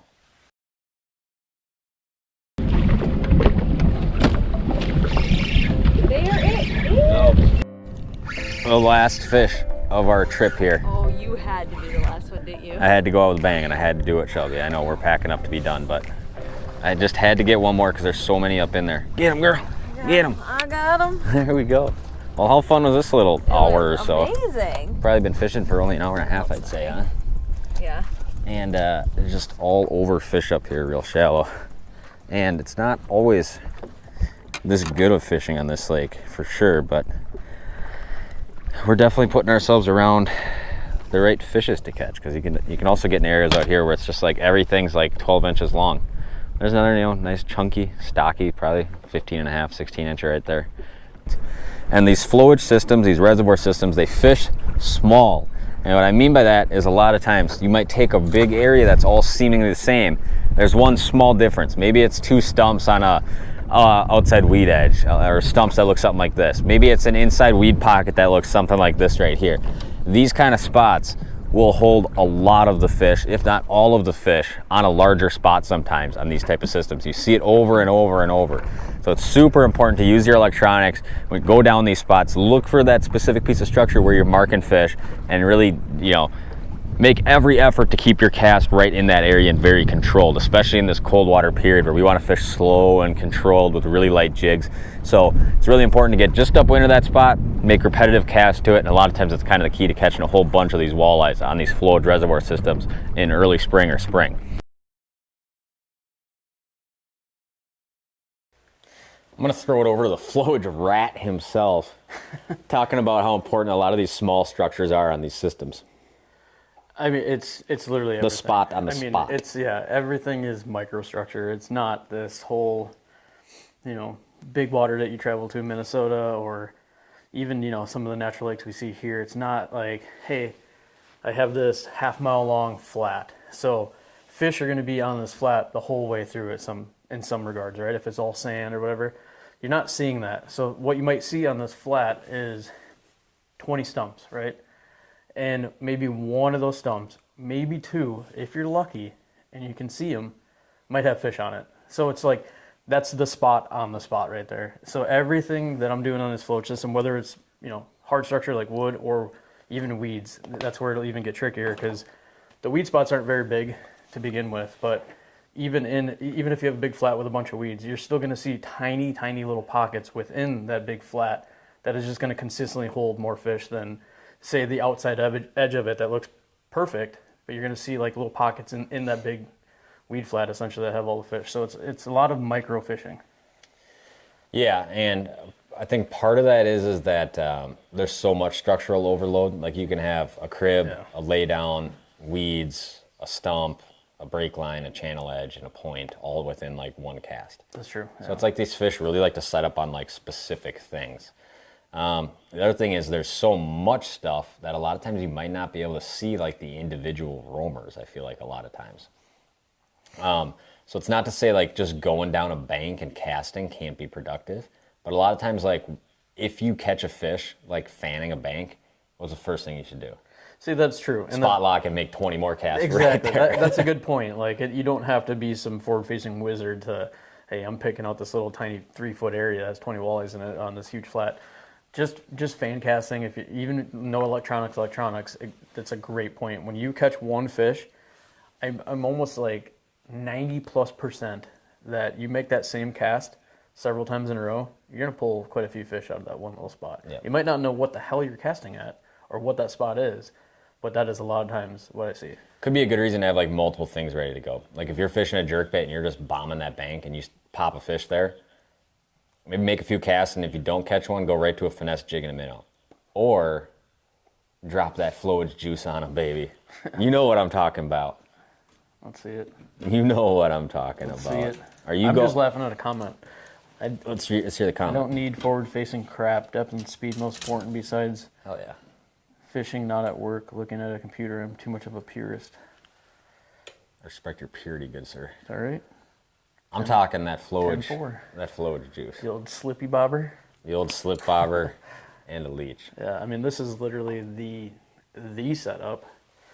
Even tomorrow, even this weekend, I'm gonna. Yeah, you get water temps in that 50+ degree range, which they are on a lot of flowage reservoirs right now around the Midwest.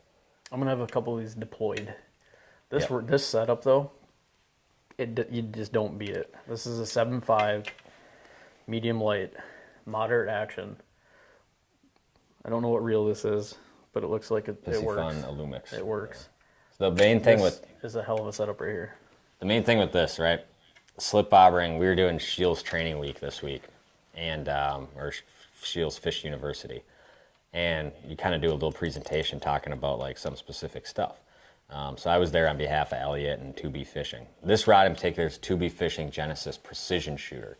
This is a 7.5 medium light moderate action rod. This rod is not designed to jig walleyes.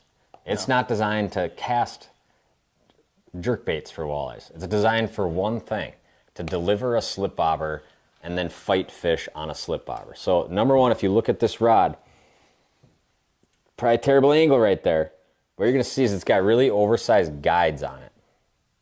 That is so that's that slip bobber knot goes through those guides really well. And it can really throw this thing a long way. The other thing, it's longer and it's moderate action. So the rod will really have a lot of load so that you can launch that slip bobber out there really far and accurately. If you've ever done this with like a extra or a rod that's not designed for slip bobbering, number one thing you see is that last eye on the rod is generally smaller. So the knot will get stuck in the eye. The other thing you see is when you try to go with like an extra fast rod, you just end up launching leeches off this trying to cast it far. So this rod loads way down in here, like these bottom guides, for lobbing that thing out there really far. The other thing with slip bobbering is the hook. You're always slip bobbering with some kind of smaller jig or smaller octopus hook. So if you get a big fish, there's a lot of pressure on this small hook. None of us are using a big giant treble hook when we're slip bobbering. So this real moderate action lets you hold on to a lot more of these fish. So it's kind of a whole system. The one I got on here is Kalen's slip bobber. It's grommeted on both ends, so it slides really nice. It's sleeved all the way through for feeding that line really through. And then the jig I always run here, this is a specific Kalen's live bait jig. They come in an 1/8 ounce and a 1/16 ounce. First thing you notice, it's got a really stout, really wide gapped hook. We needed to basically create our own jig for slip bobbering that had that really stout hook, really wide gap, but in that kind of finesse jig size for running a lot of leeches on here. This whole system as a whole is money. Slip bobbering's kind of become a system, not just something you tie on whatever rod you have in the boat.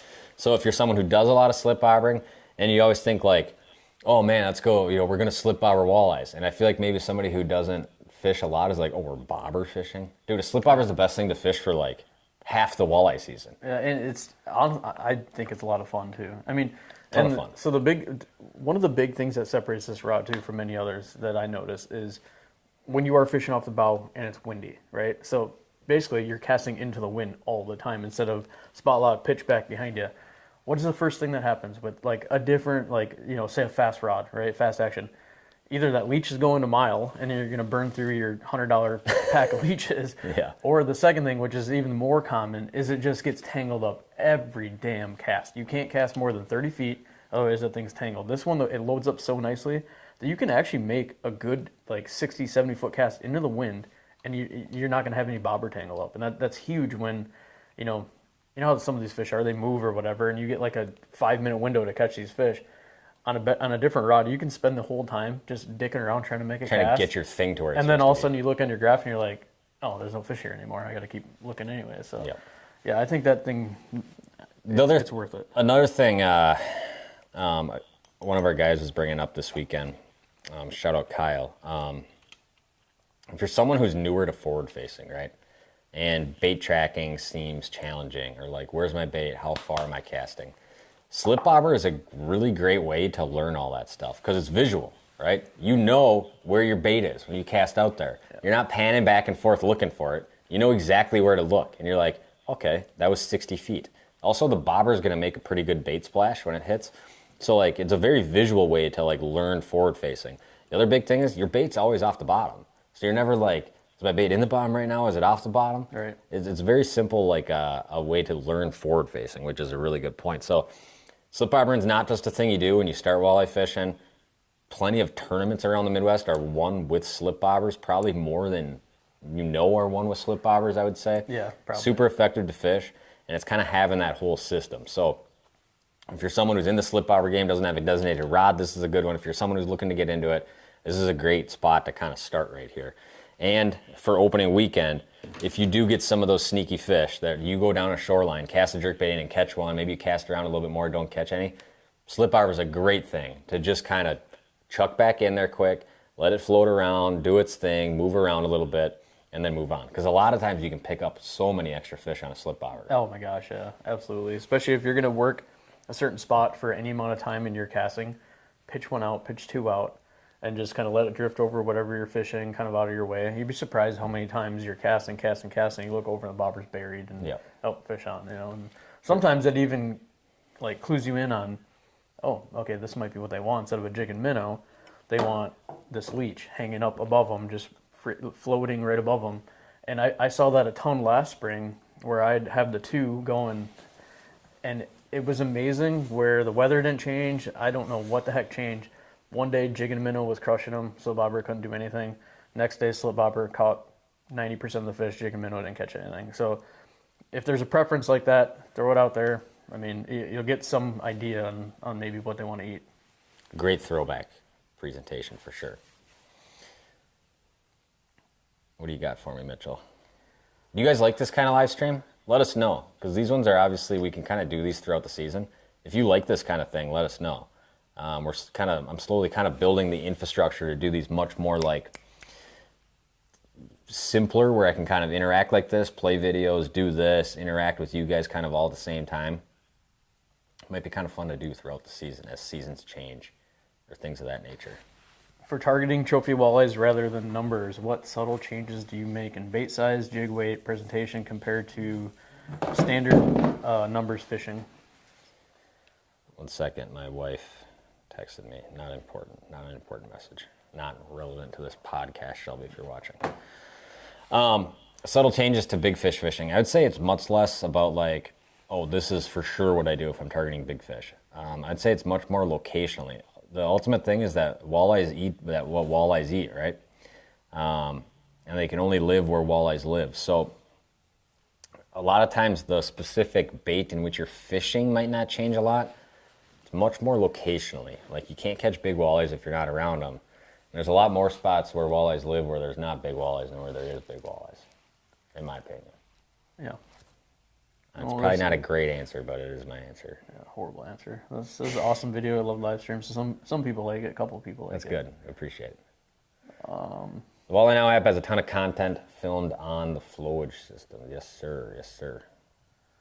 How long? Okay, this is a good one too. I already lost it. Man, why does it keep doing this? I think it said how long of a floral lead do you have on the slip bobber? Kind of vary a lot. Like if you're fishing dirty water, 1.5 feet, 18 inches is fine, right? If I'm fishing clear water, a lot of times I might tie in 3 foot. So that's where this rod really comes in handy, because if you try to cast a slip bobber 3 foot lead on other lakes, not going to go well. The other thing I will change is I will go to all mono on a lot of these. In fact, that's actually my preferred way to fish it. I just scramble and quick put a reel on a rod for this. Now in dirty water, it doesn't matter, I think. I think the mono might cast even a little bit cleaner. It kind of almost wants to like spring it out there a little bit more. I like it less for setting the hook, for sure. Especially if you're casting it out and kind of letting it be out there, because that mono likes to do some goofy stuff on top of the water. But I think in fishing clear water, fishing all mono with just like a fluorocarbon lead, then everything's clear, even going up above the weight. So that's and kind of that matters a ton on these clear lakes, actually. Yeah, it does. I remember last year having a conversation about like, oh, it doesn't matter at all. Like, but braid, mono, it's personal preference. It matters a ton. Mm-hmm. And personally, I'm running braid. I'm also fishing stained water. It doesn't matter absolutely at all. No. I run it because it's easy to swap out. If I want to change that to a jig rod, easy. Change it back to a slip bobber rod, easy. You could say the same thing with mono, but I'm not going to be using mono as a jig rod. So that's why I do that.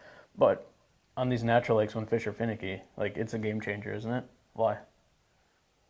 On natural lakes? Yeah. On some of these clear water bites. Because the water's clear? Yeah, and the line though, like one sinks, one doesn't. Yeah, well the mono's gonna, the mono will float. Fluorocarbon is what you don't want to use because it'll sink. Yeah, absolutely not. Yeah. You're only a true streamer if you say W's in the chat.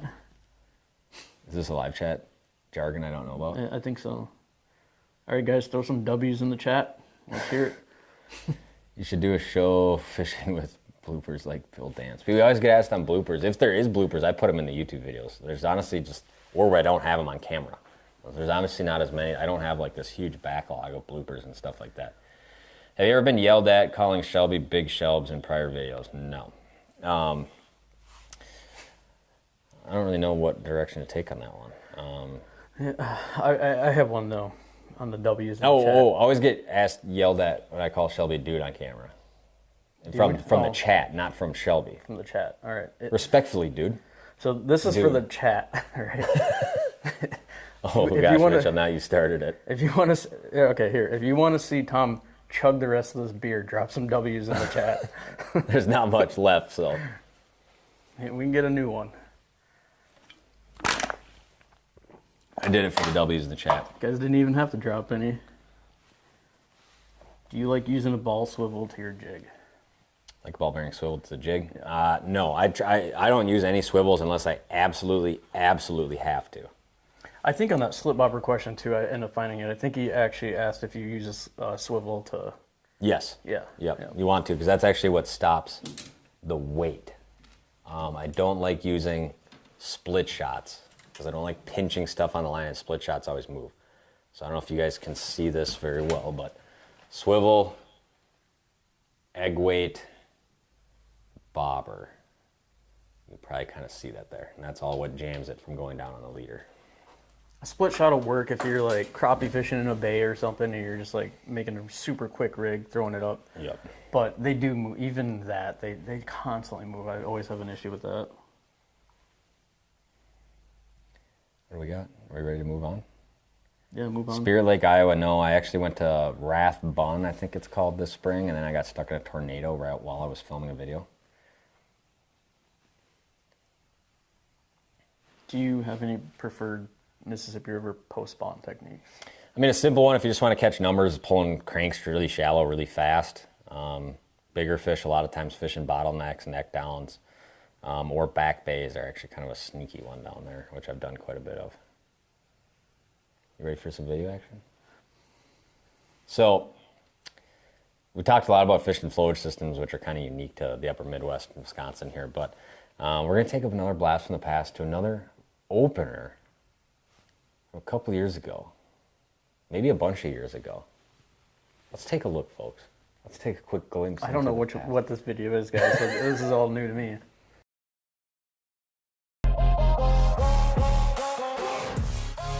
Gotta shoot the intro first. Do you want to do it? Mitchell, hit me with your intro. Would you like to do an introduction? Hit me with your intro. I want to hear your intro. I want to hear excitement. I want to hear the game plan. I want to hear what today's video is about. And I want you to wrap it up with leading into the first spot. Jeez, this guy put a lot on my plate right now. Ready? I'll do it. All right, Three, YouTube, two, one, go. ladies and gentlemans out there, we're back with another video. Sunday of opening weekend. Oh, right there. Another one on. Right there. Oh, This man. guy's just on him. I'm on a roll He's today. just on a Mitchell. nice little it's a nice school of fish. fish, Grab isn't the he? net, Mitchell. That's good. It's a nice one. nice, nice. Man, dude. I popped it, the bait was hanging there, and my line just like ran away. Oh, really? Yeah. Such a good cool sign. bite, dude. Oh, good fish though. Nice Good fish, isn't it? Good fish. Oh, man, that's what we're after. Gotta fight him a little soft on the little crankbait, but. Oh, Yeah, I dude. horsed mine and lost it, but you know, Is that fun you or is live that and you fun? learn. I like it. Oh, man, I'm loving it. I'd love it more if you caught like 10 right now. 10 pounders for me right now, I Mitchell. switched, so we're gonna do it. Mitchell got a little gold on now too, but look at that, dude. Beautiful walleyes out here. Catching them on crankbaits. How does it get any better than that? In there. And all I'm doing is getting that bait down to a couple feet down. Just kind of doing these little twitches like this. Reel, give it a pull, twitch. Give it a pull, twitch at the end, pause. There's not a whole lot more you really need to do with this kind of a presentation. Key is just the pause. Giving it that pause. They almost all eat it on that pause. Either you'll reel up again and go to pull and there'll be a lot of weight from a fish, or a lot of times you'll just feel them boom, kind of pop the bait.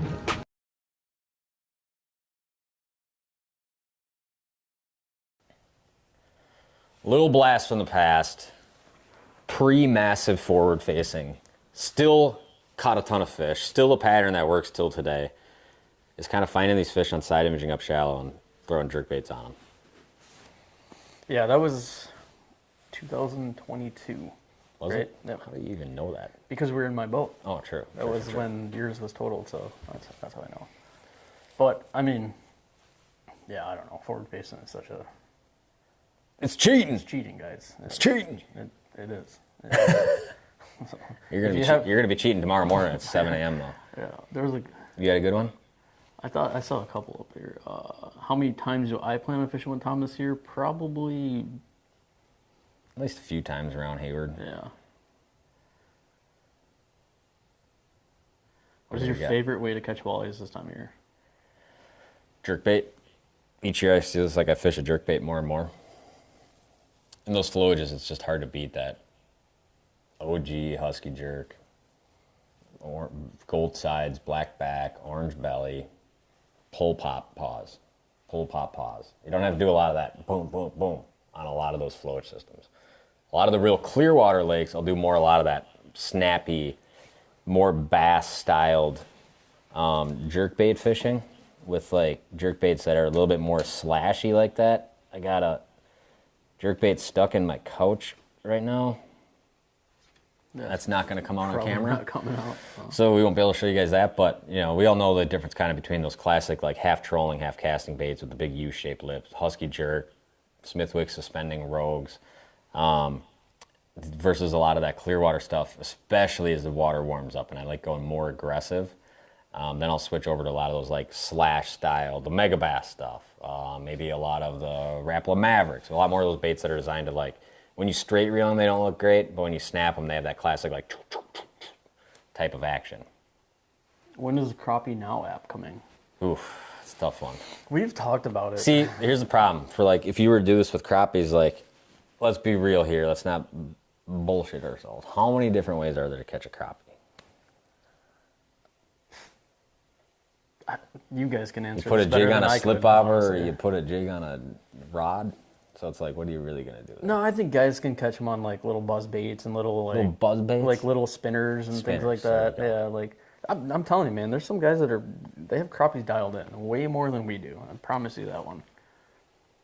So to answer that question, since we are not dialed in on crappies so much, like probably gonna be a while. it's hard to put out content on something if you're not very good at it. There's also only like so much time in the day, right? Like, do you really want to go on a multi-year crappie endeavor? No, could we bring in guys that are strictly crappie guys onto the app and There's do potential. something?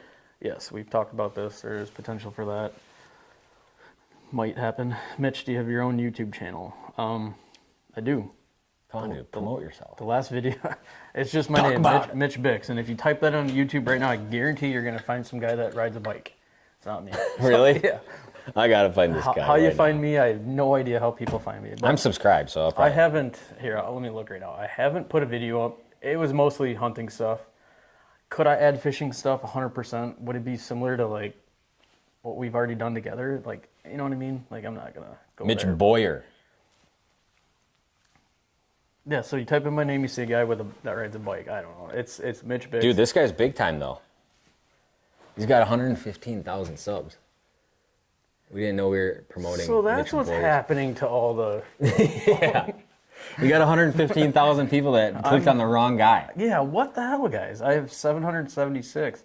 That number has stayed there for 3 years. The guy gets after it though. He hasn't uploaded No, much recent content though. No, Oh, he does. He has some. No, I shot a 10-pointer 2 years ago on camera, and then I put in my seminar with Shields. Yeah, I haven't done anything in a while on there, but maybe I will.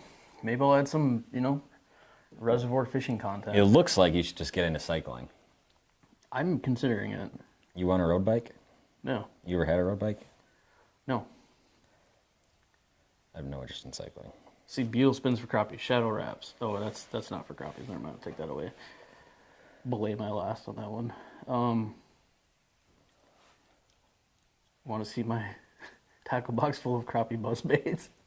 Damn, the industry really needs just Dude, a solid Caleb's crappie probably buzz serious bait. right now, dude. He probably is dialed on crappies way more than we are. I know, we're Guarantee he probably is. just making fun of crappies right Yeah, now. we are.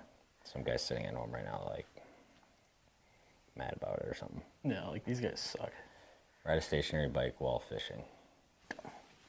Got it. Take Got the it. Peloton bike Got it. downstairs. We'll put it in the boat. Boom, That's an idea. It might take over my inverter I have in my boat, but that's all right. What else do we got, Mitchell? Take Mitch Boyer out on a paddle boat fishing. Yeah, we need a cross collaboration from Mitch Boyer and Mitch Bix. The two OG Mitches of YouTube. YouTube, yeah. I'm a little ways behind him, but not much. Not much. They're only 110,000 away. Yeah, it's no big deal to hit 100,000 subs on YouTube. All right, guys, we're going to take another quick little blast from the past. One thing I love about opening weekend is all the tradition about it, right? You guys are probably, if you're watching this, you're probably feeling it. Maybe you live in a state where season never closes, right? But in Wisconsin, in Minnesota, it basically is a holiday. like you sit around and you're like, gosh, dude, fish. I wish, you know, the lakes lose ice in April, and you're like, if we could just go out there and fish for walleyes, it'd be great. So it is kind of like, I'm not going to say the same amount of hype as opening day of deer season. No. But there is a lot of like hype around it, right? It's the big weekend of the year. Oh, well, I think for a lot of people, this is the first time you get to go fishing for the year, so obviously it's kind of a big deal. I mean, for guys that like travel and you fish Lake Michigan or something like that where it doesn't close, or you can start early. It doesn't really matter much, but yeah, I think up here on these little small lakes, and especially when you're getting out of work for heading up for boys' weekend or whatever you're doing, and I think it's a big deal. It's dude. You know how many guys are driving north right now, hooked up to the boat for the first time of the year, meeting the buddies, meeting their brother up at the cabin. They're going to suck down a couple Miller Lights tonight. Yeah. How many of you guys right now are driving, listening to this? I kind of assume a lot of people more than might be likely they're driving out. probably wrapping up their job. And we live in a tourist town where like there's nobody here all winter, and then except for snowmobilers. And then this time of year, all of a sudden you start seeing boats again, and there's fishermen coming back. So let's take a quick shot back to another opening day. Opening fishing day. Opening day. Oh my gosh. We finally made it. And we got is the day. Felt like it was never going to happen.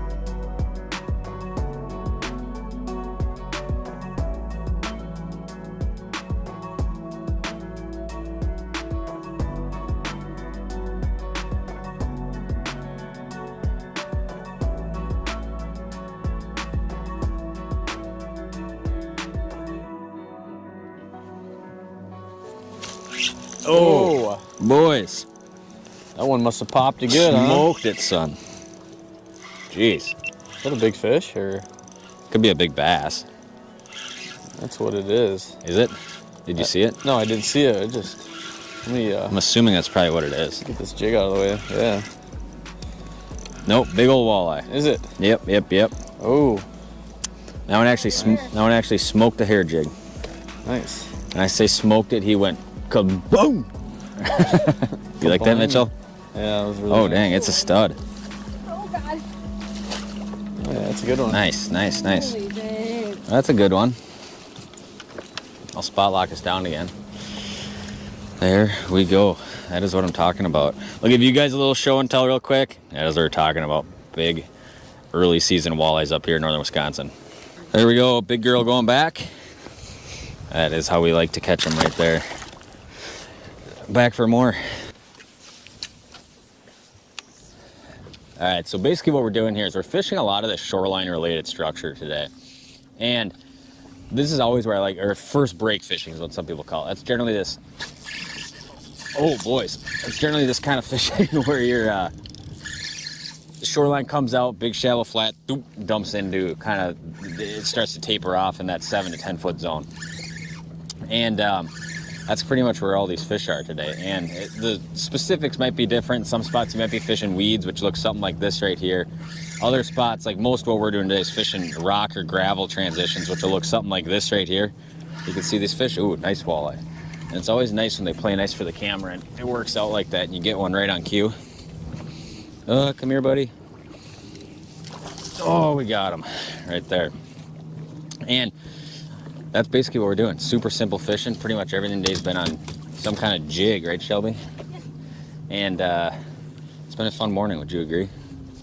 Are you tired? I'm a little sleepy. We woke up super early this morning and we had all sorts of issues with losing fish, and it was just like a weird kind of morning, but we're around a pile of fish and obviously getting them to go. I mean, you can't ask for anything more than that right there. He's got a fin clip from being a DNR survey fish, I believe. And look at that, we'll take them all.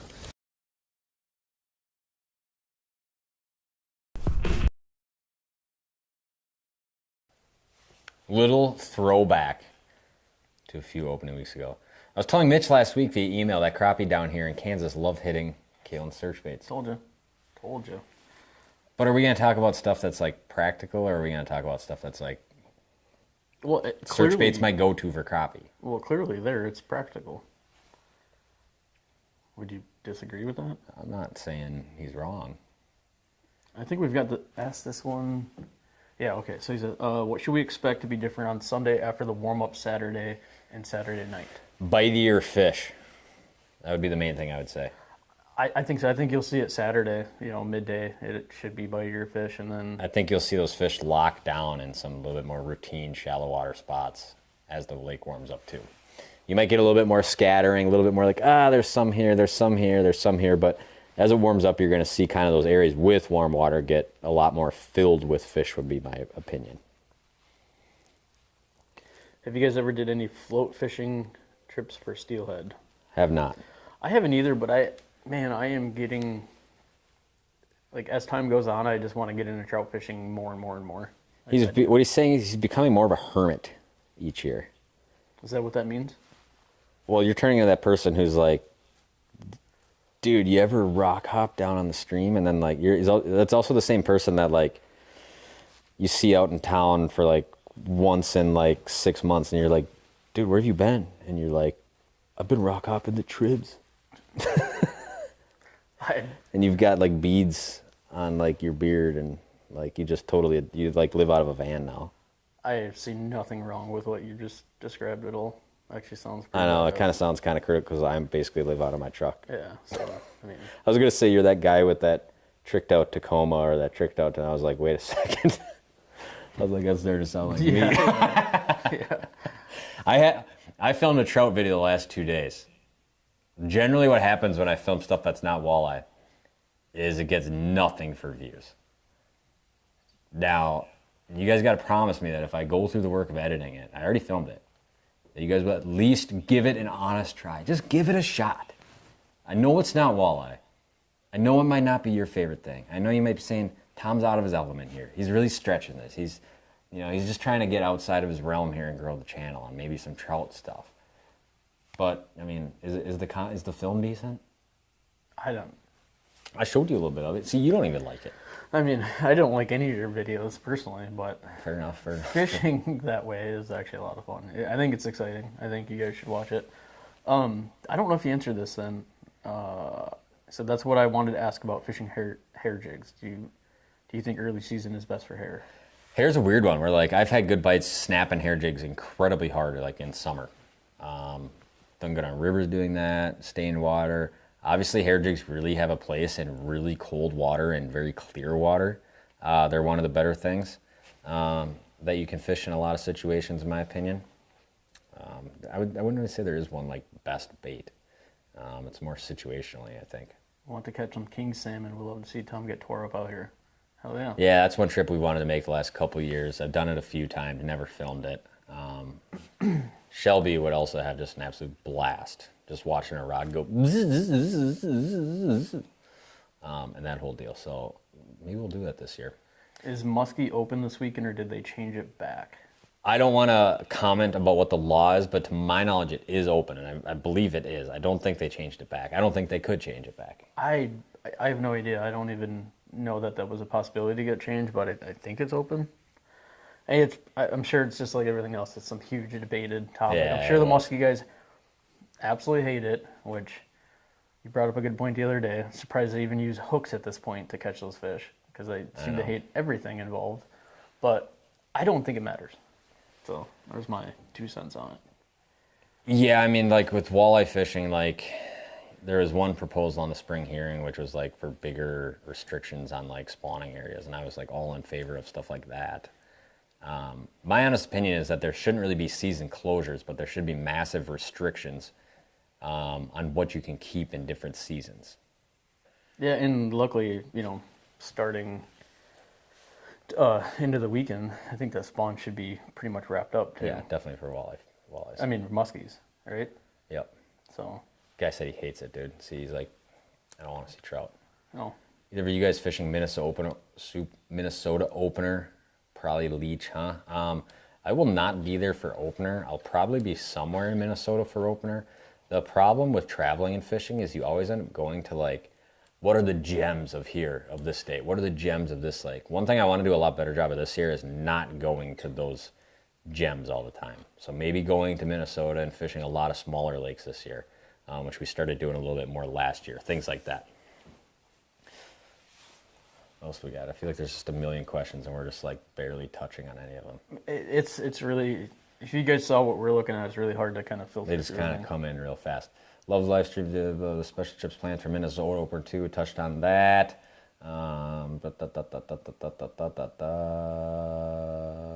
Baits keep.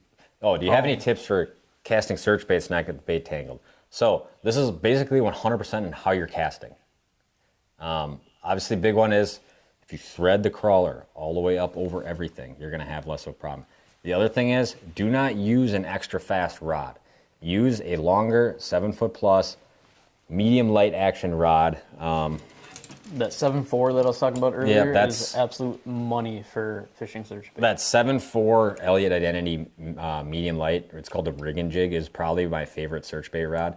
Has a really good load to it. Now what that lets you do is a couple things. Number one, when the fish bite, it lets you kind of, like, they'll kind of choke up on it. If you ever watched a bottom bouncer, a search bait is a castable spinner rig. If you've ever been trolling with a down rod and watched a fish bite a spinner, you'll see them kind of like boom, boom, boom, boom, boom, boom, boom, boom, boom, boom, and then they kind of loads up to a point of no return where they're just hooked. You want the same thing, because a lot of times those fish will come back and just like hit the tail of that thing, and then slowly get more of it and more of it. And as that's happening, all I'm doing is just continuing to reel. And eventually that fish loads that rod up to a point where I swing and set the hook. And the other thing that longer, softer rod does for you is it's going to let you cast that bait a lot farther.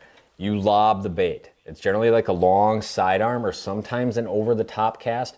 But basically what I'm doing is I'm lobbing that bait. If you try to cast it like that, you're going to tangle a lot. If you try to cast it like, do this like this lob, sidearm lob, much more successful. The other thing is as that bait comes down, if you really want to make sure everything's good, is just like palm the reel and just kind of slow the line down. This sounds like a lot, but after doing it 3 times here, it's just be like second nature to you. And I literally can't BS you guys. When you get in a routine of casting like that, it's literally not an issue. It does not happen.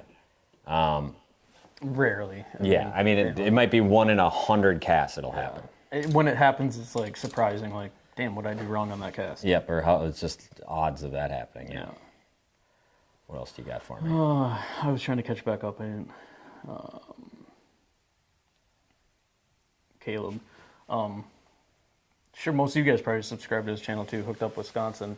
Hair jigs are my nemesis. I still haven't caught a single walleye on a hair jig. Tell me how to do it. Hair is a less is more thing for me.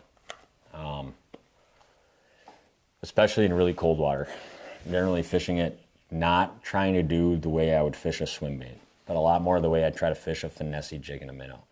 A good hair jig is one that lays down real good and almost looks like a minnow in the water, where it's real thinned out and just long. But obviously it breathes a little bit as you kind of pull it along. So half the time when I fish a hair jig in really cold water, cast it out, let it hit bottom, I'll just go, stop, stop. And all that jig's doing is just that. Now, in warmer water, you can get a little bit more twitchy with things, but for the most part, that's pretty much what I do. Really enjoy trout fishing videos.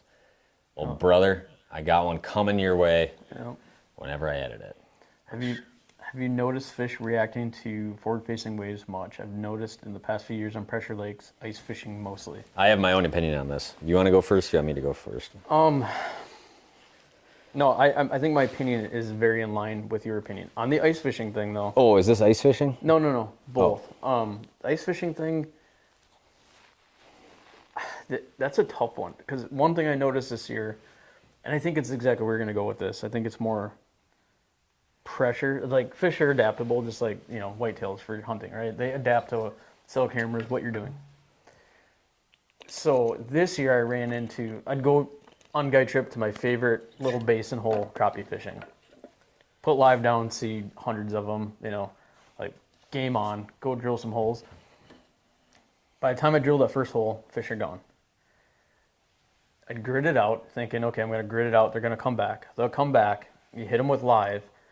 I don't know if the live was pushing them away, but if you took 2 steps on the ice, and we're talking deeper water, we're talking snow on the ice, not just like clear ice, gone. You couldn't take more than 2-3 steps, the fish were gone. You were just chasing them. You spend 6 hours chasing hundreds of fish, not catching a single one. I don't think it's from live, but I think, could they be associating that beam with pressure? And when they're hearing you walk on the ice compared to 3 years ago when I go walk all over the place out there, it didn't matter at all. Yes. But I think it's more of a pressure factor than it is a beam pressure. What do you think? Yeah, my opinion is that, and it starts with information sharing. So obviously you guys can just point the finger straight at me right now, but obviously it's everywhere, right? Part of it's just the internet too. So like, I'm gonna type into Facebook right now, like Western Basin Lake Erie fishing. Now there's probably a Facebook group. Oh, look at this, there is. Western Basin Lake Erie fishing. All right, this group's private, so we're gonna go right to the next one. All right, there's immediately a guide that popped up. I clicked on them 59 minutes ago. Fun couple days on Erie. Had a couple up who wanted to learn the trip. Report to come, and then there's a link. So you could go right to this report and read this link from somebody I've never met right before, and that took me 4 seconds to basically do, right? Yeah. Now, what does that do? Outside of just being like, oh, it's hot on Lake Erie right now, it gives me a point to start. And maybe more than that, it gives me a spot to look. What does the Walleye Now app do? It translates a lot of this stuff in real time to what people should be looking at in the water. Yeah. And there's hundreds of thousands of people doing this in the fishing world, right? So people are getting on fish quicker than they were before, me included. I used to go to a lot more places and take me more time to figure something out. And now when we get to a lake, we got it pretty ironed out where like we can quickly go out, quicker than we used to, and be able to get on fish. Now, since so many more people are getting around fish quickly, my opinion is that it's not so much the beam as it is these fish are much more aware of boat sound. You're plowing into the wave forward facing. That bow is just, the fish can hear it. That trolling motor is, the fish can hear that. Boat motors, fish can hear that. Closing the compartment of the boat, fish can hear that. I think fish are much more pressured than they've ever been by a lot. And it has a lot less to do with actually the forward-facing beam. Have you ever been swimming underwater and a boat drives by like 500 yards away and you're like, I'm about to get run over. Yeah, and you pop up and the boat's like across the lake. Yeah. That sound through the water transmits so quickly that there's no way that even inside of like 80, 90 feet, these fish know we were there. And fishing forward-facing, I feel like we see it a lot. Like, it's less of something that I can probably sit here and describe, but when you pull into that spot and you just get like the perfect angle at like that perfect far distance and you make that cast, you almost know what's going to happen. Because you're like, man, I slid in here like almost undetected. Yep. And that first cast, like they don't know anything's happening yet. Yeah. The longer you sit there, the worse it generally gets, right? Especially like the closer you get and you're weaseling around and you're putting more baits on them. Dude, sometimes and even I think after it's that the first same cast, kind of thing. Yeah, sometimes even after that first catch, you catch them, that school breaks apart. The schools blow and you're apart. like, how? Yeah. So that's my opinion. That was a long-winded rant on how like all of these little things are kind of like interconnected in my opinion. Yeah, I think that's exactly what I was saying. Like pressure, they're just adapting to us. And what's one thing all of you guys have probably noticed the last 6, 7, 8, 9, 10 years? Same thing we noticed. Fishing is getting harder and harder and harder and harder. Technology is getting better. Our gear is getting better. Forward facing makes it a ton of fun. Does it make it quicker and easier for you to get on fish? Yes. Some people know. But it's getting progressively harder and harder. And I think it's pressure. Definitely one reason. It has to be. Yeah. And I've seen some weird things, shallow water, certain lakes where it's like, oh, maybe that they didn't like the forward-facing beam, used side imaging, caught a couple of those fish. One time I had that happen, I thought, oh, they hate forward-facing out here. Went out there the next day, caught them forward-facing. Because I don't, do they hear it? Do they feel it? Yeah, probably. And I think they're equating it to, okay, I know what's coming next. There's about to be a jig, cast it on top of my head, Or just there's an eeriness about it. That big whitetail you got coming in on trail camera every night to that one scrape. You go out there, you muck it up for a day. You're not even there anymore. But that deer's like all eerie for several days. He's coming at midnight now. Yeah, you're going in their bedroom essentially. Like they're not. They know this stuff. Same thing with fish and like. I think it's just getting. I think you have to do so many more things right to catch fish now than before, where it's like it hardly mattered. Take a bait and throw a bait in the water, you're catching fish. And I think it all started with like information sharing. Like that was and it's not just me or it's not just any one individual person. I think it has more to do with the internet than it does anything, and just information and where bites are hot being more accessible to people. Every resort in the country wants to advertise that when the fishing's good. Every outfitter wants to advertise when the fishing's good, right? And when you have this information that's so easily accessible, it's so much easier to hop in your truck and go. Yep. Right? We're in the past where it's like, That's a big do I one. want to spend a week at this place that I know nothing about, where I'm going to spend 6 to 7 days trying to find fish, or should I take my week vacation where I know to go, where I know we're going to have a good time? And now it's just like, man, see, 7 reports just came out. The bite is here. They're using this. It's really good. Hit the road and go. Look at Western hunting. Yeah. How many guys from everywhere are driving out to Colorado, Montana every year? That's not because it's like this traveling angler or the traveling hunter has become like a much more popular thing. It's not just like, oh yeah, maybe one day we'll get the trip with the boys to go out west. Now it's like every year, you know, we go out west and we hunt elk in Colorado, you know, in rifle season. And it's great to see. I mean, the sport obviously grows because more people get involved and are willing to partake in it. But obviously there's side effects. Pressured land gets much more pressured on public land. Walleyes get more skittish. Yeah. We appreciate you watching Owl King 67. Catch some fish this weekend. Thanks for tuning in for a bit. Tom looking to fish Lake Superior South Store for the first time. Any tips? Be very mobile if you're on this. Who commented that? Son of TWD. Be willing to be very mobile and cover a lot of water. Get ready to do a lot of driving and just looking for dirty water. And then high in the water column would be my other secret tip. Do not be afraid to fish very high in the water column. I saw one question on here about trucks asking why you run a 1/2 ton versus 3/4 ton for traveling. Honestly, never needed more power than a 1/2 ton truck can provide. Should we throw it back? I got one more cool throwback. Let's see it. This one's a bunch of years ago. To get us in the mood for Wisconsin opener, let's take a quick blast from the past from 2019. 2019. Wow. Let's get after it.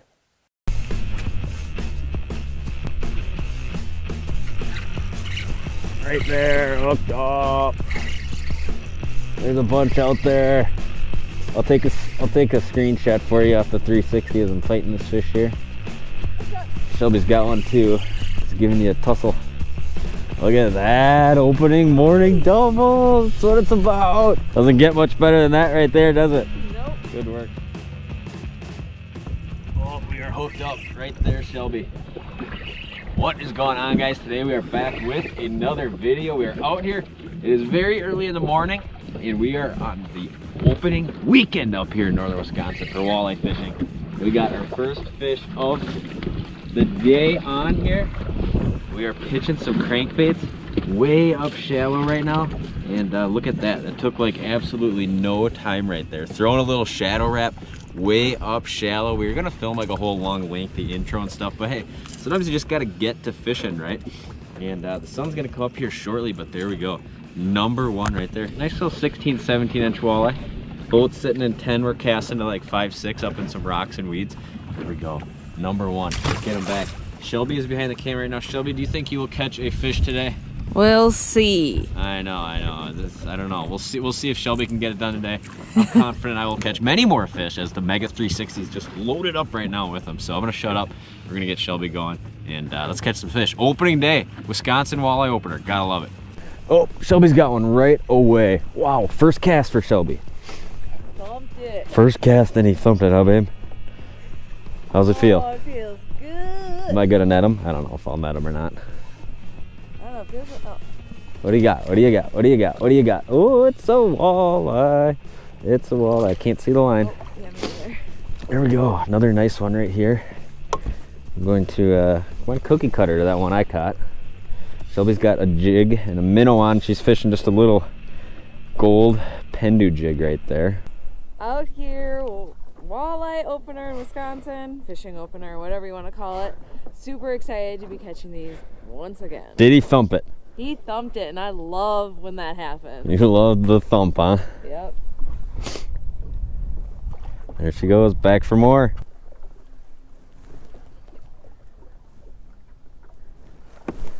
Oh, did he pop it? Yeah. Looking at him on the 360. Look at this. Look at this mountain of fish over here. Wow, a lot of fish right here. What do you got there, Shelby? Is it a nice one? Just another average guy, huh? So far, Shelbster with the jig in the minnow, 2 walleyes to my one lonely walleye. Walleye. Little blast from the past. Back in the old 360 days, as I was watching that, I was thinking, 360 probably still plays really well in a lot of situations. I think so. I think a lot of it is just like how much stuff can you possibly mount on the front of your boat, and how many screens do you want up there? Yeah, I mean, especially if you like the spot lock. I always say this: if you're a spot lock guy, 360 is awesome. If you fish a lot of like shallow sand, like 360 paired with forward facing, yeah, would be lethal. Yeah, definitely. Because then you can actually, as you're sharpshooting, if you're not in perspective mode or whatever, if you're in forward mode and you can see the fish behind you, if you're looking at that screen, spin around, whatever, like it's or just make the cast. You don't even have to spin the boat around and pick them up. You already kind of know a general area because it's updating. So, no, 360 is cool, man. It's just, it gets to the point where how many things, Then like we talked about, you need a new designated Garmin. screen for a lot of things. Yeah, like that new Garmin setup. It's just, I don't know. It's just too much. Yeah. But, Have you ever fished Schwamingen Bay on Lake Superior? Yes, I have, many times. That is the land of walleyes. Will be there one day and gone the next. Generally, this time of year, shallow can play. So back to that 2019 time frame compared to now. Do you think you catch more fish then or now? I always make this argument. I used to catch a lot more fish when I went fishing. Yes. Yeah. And now it's like I'm always trying to do like specific things. My average size fish has improved when I go to target big fish. But I swear I used to catch more fish overall, numbers of fish before forward facing. Yes, exactly. That was the whole point I was making with pressure. And even you can say, like, take live out of it. We didn't have live back then. I can think back to one of the years I guided where I probably caught where the most walleyes hit my boat. You know what I was doing? Trolling. You know what technology I was using for that? Sonar. Yeah, hardly at all. Basic. I just go out there and troll. Yep. And I caught so many damn fish that season. It was crazy. Where now at forward facing, I catch a lot of fish, but I feel like I'm just fishing more hidden bites, hidden structures, little things that maybe the 6 boats next to me aren't looking for, aren't doing necessarily. So it's cheating. Let's just be honest. It's 100% cheating. This format of live stream is really awesome. Keep it coming throughout the year. Glad. If you guys like this, I know I said it earlier, but maybe there's just some people chiming in.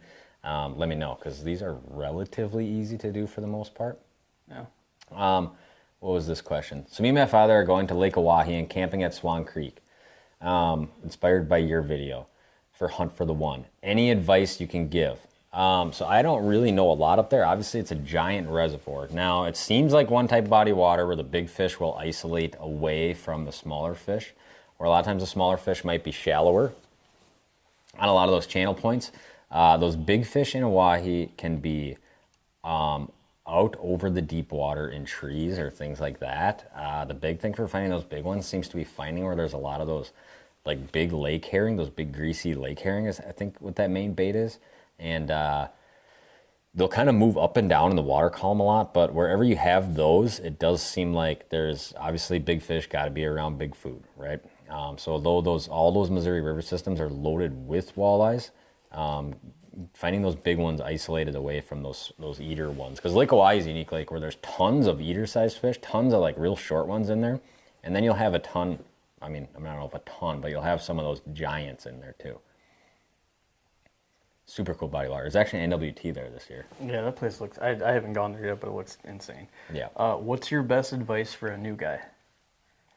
New to like getting into walleye fishing. I'm assuming so. Everything might sound really complicated, like there's 10,000 ways to catch a fish, right? Ultimately, you put on a jig and a minnow for the next month and a half. Maybe you get a slip bobber, maybe you get a jig and a plastic, and get some confidence in a few key presentations. The next thing would be really learn side imaging. So every entry-level graph now is basically going to have side imaging on it.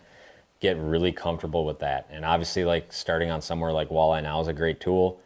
We have obviously hours of side imaging content available on Walleye Now, showing you what fish look like in different situations, different locations throughout the season, you name it.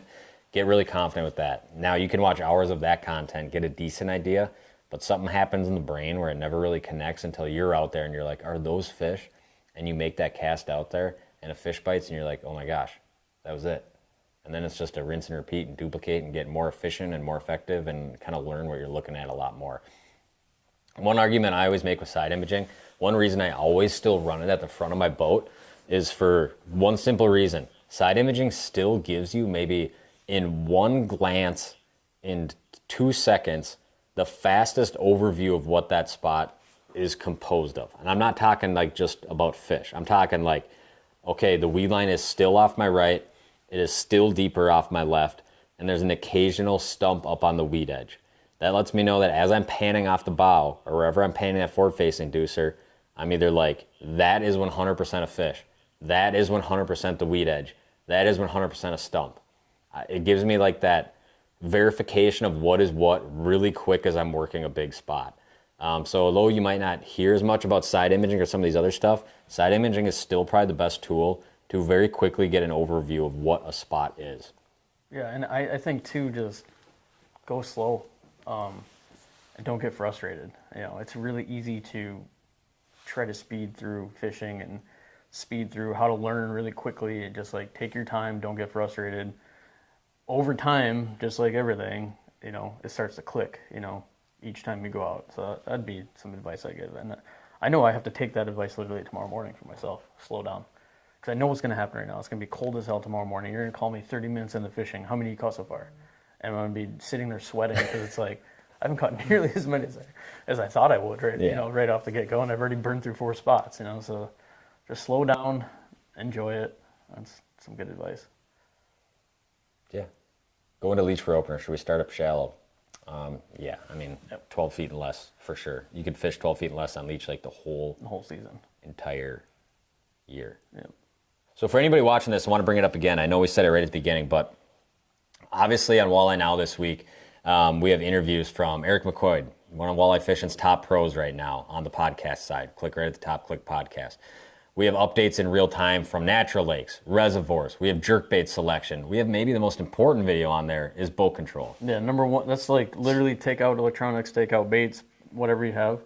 If you don't have good habits or good boat control in shallow water, when you especially find these fish, especially in shallow water, that is probably the number one thing I would say. Like the number one thing that if you're wondering like what should I really focus on or get good at, boat control. It is like that separates elite from, you know, you might be both in the same tier finding fish, but catching them and not, like that right there, huge. Boat control is the biggest thing.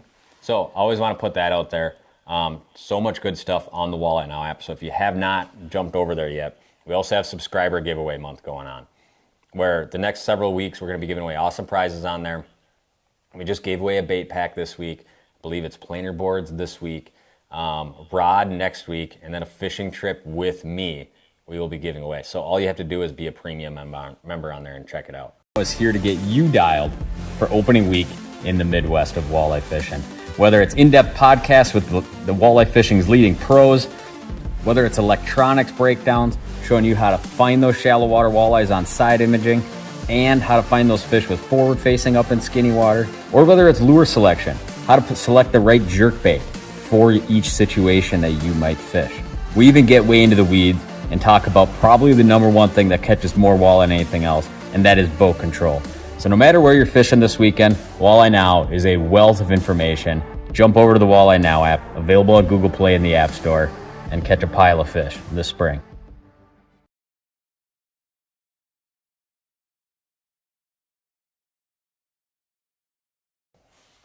So make sure you guys check that stuff out on there. Obviously a ton of great information, and we'll keep updating it as the year goes on.